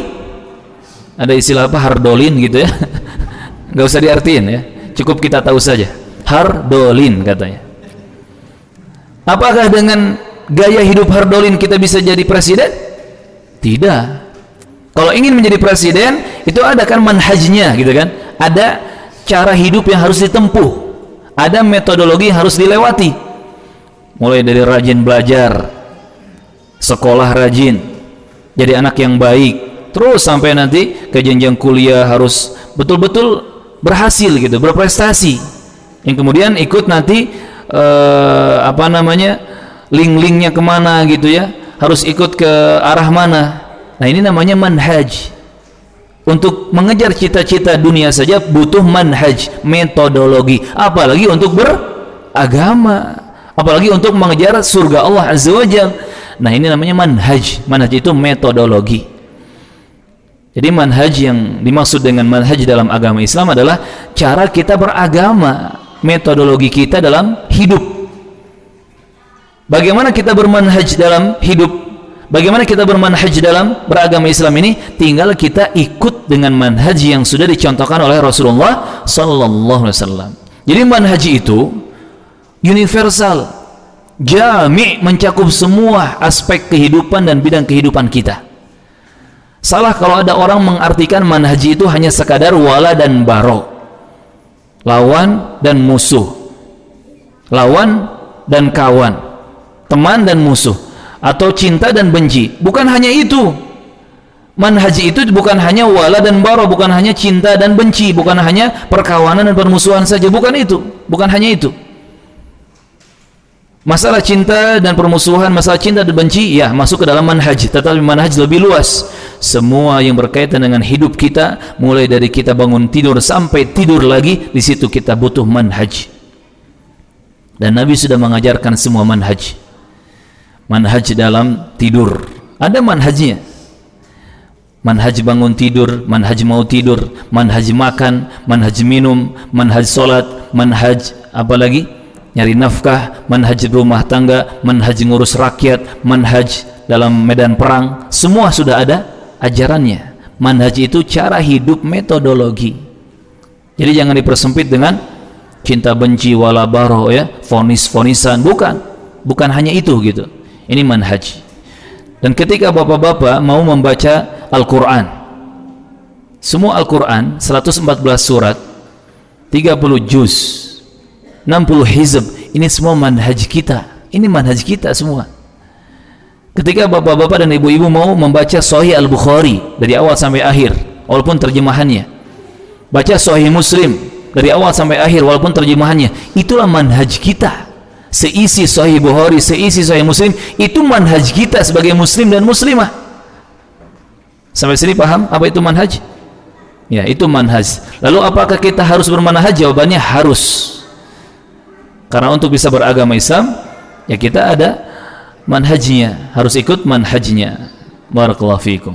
Yang kedua, masalah madhab. Apa itu madhab? Madhab asal arti adalah tempat kita pergi, tempat kita berpijak atau menjadikan referensi. Dan biasanya madhab yang dimaksud adalah madhab para ulama yang menjadi pegangan dalam pendapat-pendapat ilmu agama atau urusan agama. Nah, Muslim juga punya madhab. Apa madhabnya? Madhabnya adalah Al-Quran dan Sunnah Nabi, hadis Nabi, sesuai dengan pemahaman para sahabat Rasulullah radhiyallahu anhum. Itu madhab seorang Muslim dan Muslimah. Namun kemudian muncul orang-orang yang mempersempit arti madhab ini. Jadilah madhab Syafi'i, madhab Maliki, madhab Hanafi, madhab Hanbali. Ini terlalu mempersempit. Padahal madhab itu seharusnya yang dipegang oleh seorang Muslim adalah Quran dan Sunnah sesuai dengan pemahaman para sahabat Nabi. Jadi madhab itu yang menjadi pegangan kita dalam kita berpendapat. Barakallahu fikum. Kalau pertanyaannya boleh tidak kita bermadhab? Kalau maksudnya kita memegang sumber hidup Quran, hadis, ya wajib kita bermadhab. Wajib kita bermadhab dengan Quran, dengan hadis Nabi yang sahih, dengan pemahaman para sahabat Nabi yang sahih. Wajib. Tetapi kalau pertanyaannya boleh tidak bermadhab dengan madhab ulama tertentu, madhab Syafi'i, madhab Hanafi, madhab Maliki, madhab Hanbali, walaupun madhab itu nggak hanya 4 ya, banyak madhab yang lain, madhab Qatadah, madhab Mujahid, madhab Ats-Tsauri, madhab Uyainah, banyak madhab, cuman mungkin yang terkenal hanya 4 gitu. Nah, kalau pertanyaannya boleh tidak bermadhab dengan madhab-madhab ulama tertentu, jawabannya dirinci. Apa tujuan dan maksud bermadhab dengan madhab ulama tertentu? Kalau tujuannya untuk fanatisme golongan, fanatik buta, maka tidak boleh. Karena pendapat-pendapat ulama itu tidak semuanya benar. Ada yang keliru, ada yang terpeleset, dan yang kelirunya ini tidak boleh kita ikuti. Semua imam yang 4, Imam Abu Hanifah, Imam Malik, Imam Asy-Syafi'i, Imam Ahmad bin Hanbal, semua berpendapat ikuti dalil yang benar, ikuti dalil yang sahih. Kalau ada pendapatku yang bertentangan dengan dalil, tinggalkan. Sampai sebagian dari mereka mengatakan, kalau ada pendapatku yang berselisih atau bertentangan dengan dalil Quran dan hadis Nabi yang sahih, lemparkan pendapatku ke tembok. Subhanallah, sampai seperti itu. Ini kalau pertanyaannya bermadhab dengan madhab ulama tertentu untuk fanatik, maka tidak boleh. Dan dulu terjadi, Pak, dulu terjadi. Saking fanatik madhab, itu nggak boleh madhab Hanafi nikah dengan madhab Syafi'i atau dengan madhab Maliki. Zaman sekarang terjadi, tetapi namanya bukan madhab, kelompok atau ormas atau golongan. Kalau benderanya ini nggak boleh nikah sama bendera yang itu. Sampai orang bola pun ikut-ikutan. Kalau benderanya biru nggak boleh nikah sama yang benderanya oranye katanya. Masya Allah, nggak mau ketinggalan bermadhab ya. Nah, ini sampai seperti itu. Ini tercela. Kemudian kasus berikutnya, kalau tujuan bermadhab, maksud bermadhab adalah mengikuti metodologi atau cara belajar, kurikulum belajar, itu sah-sah saja, boleh. Dan ini yang dipegang oleh kebanyakan ulama kita. Mereka ikut madhab Syafi'i untuk ikut bagaimana cara belajar atau kurikulum belajarnya seperti apa, karena sudah tertata rapi. Madhab Hanbali diikuti untuk metode belajar, jadi nggak bingung kita sebagai penuntut ilmu baru belajar harus kemana. Nah, di madhab-madhab itu kurikulum belajar sudah rapi. Misalkan madhab Syafi'i, kalau belajar fikih kitabnya ini urut ya, dari pemula dasar sampai menengah sampai ke atas. Kitab toharoh dulu, kemudian sholat, kemudian zakat dan seterusnya. Di madhab Hanbali juga sama. Makanya ini yang diucapkan oleh para ulama di Saudi. Kita bermadhab bukan untuk fanatik, tetapi kita ikut madhab Hanbali untuk mengikuti kurikulum belajarnya. Sehingga belajar itu taksil gitu ya, berproses dan bertahap, sehingga ada ilmu yang bermanfaat, ada hasilnya. Tetapi kalau bermadhab untuk tadi fanatisme golongan, ya fanatik buta untuk akhirnya saling sikut, saling bentrok ya, gontok-gontokan, itu tidak boleh. Cukuplah madhab kita Al-Quran dan As-Sunnah sesuai dengan pemahaman para sahabat Nabi. Barakallahu fikum. Ya, yang ketiga terakhir. Oh, sudah cukup. Alhamdulillah. Silakan Pak. Barakallahu fik. Waalaikumsalam warahmatullahi wabarakatuh. Ahlan wa sahlan. Ya.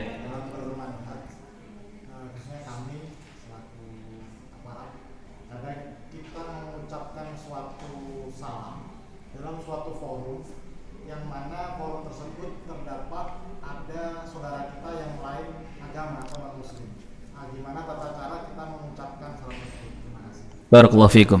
Tetapi di sana mayoritas muslim ada atau banyak muslim di situ gitu. Ya. Kalau di satu forum kemudian di situ berkumpul beberapa orang yang agama atau keyakinannya berbeda, tetapi kita lihat di situ ada muslimin, maka boleh kita mengucapkan salam, Assalamualaikum warahmatullahi wabarakatuh, tetapi dengan niatan kita tujukan kepada saudara-saudara kita yang muslim. Tidak jadi masalah. Barakallahu fikum. Dan saya pun beberapa kali masuk ke forum seperti itu, Pak. Ya.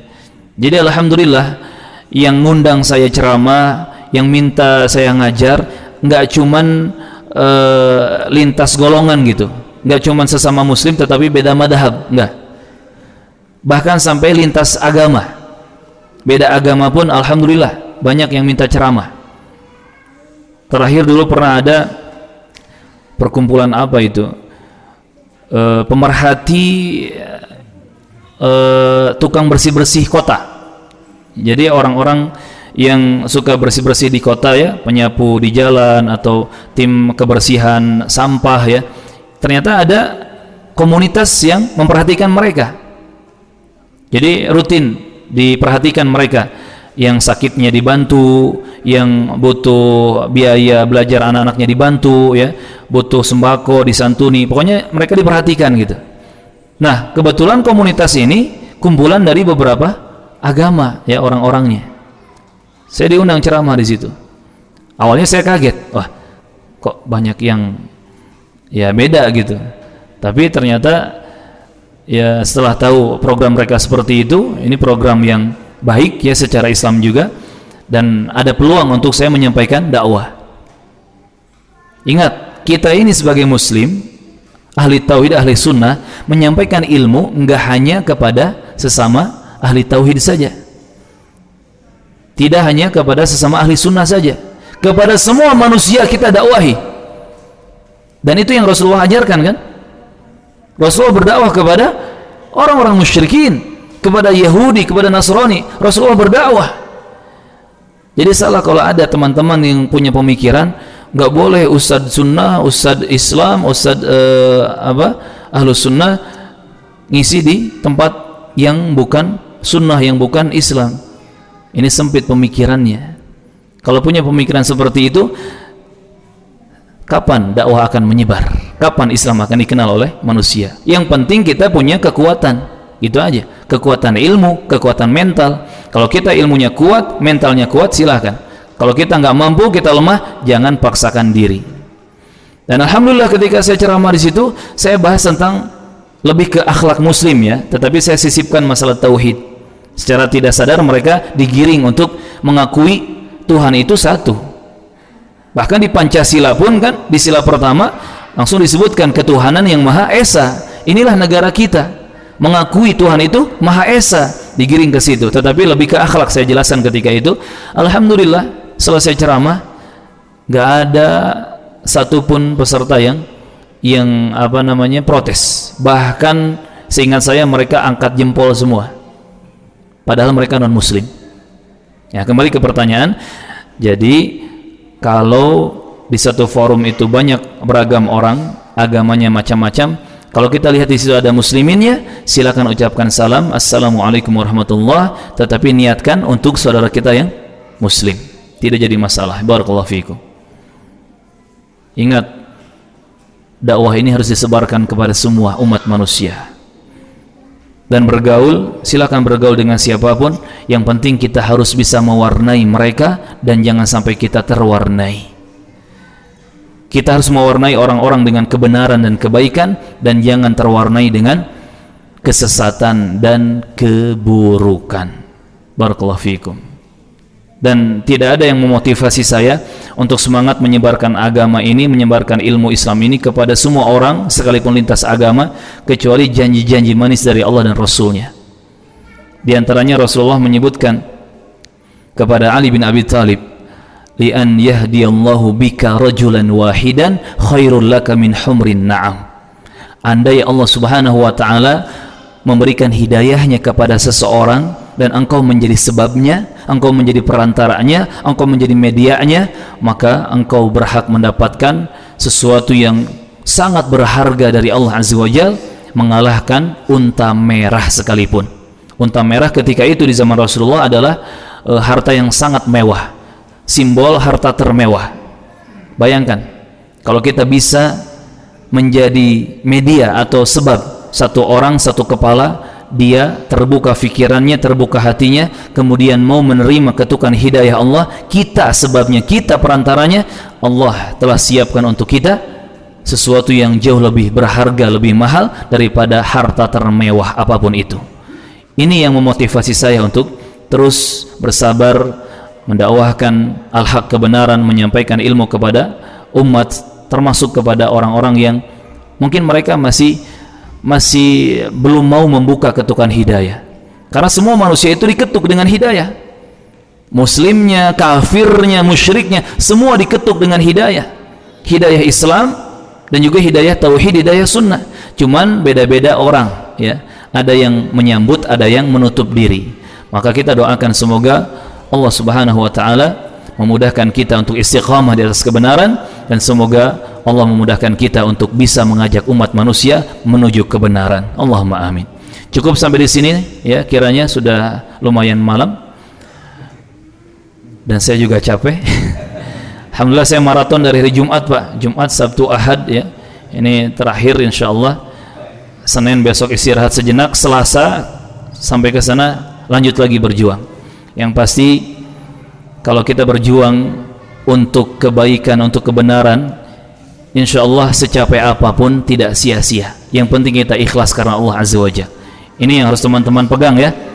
Aktivitas apapun selama itu benar dan positif, benar dan baik, secapek apapun, kalau kita ikhlas karena Allah dan tidak melanggar syariat Allah, tidak akan sia-sia. Ingat kata Allah Azza wa Jalla, anni la udhi'u amala 'amilin minkum.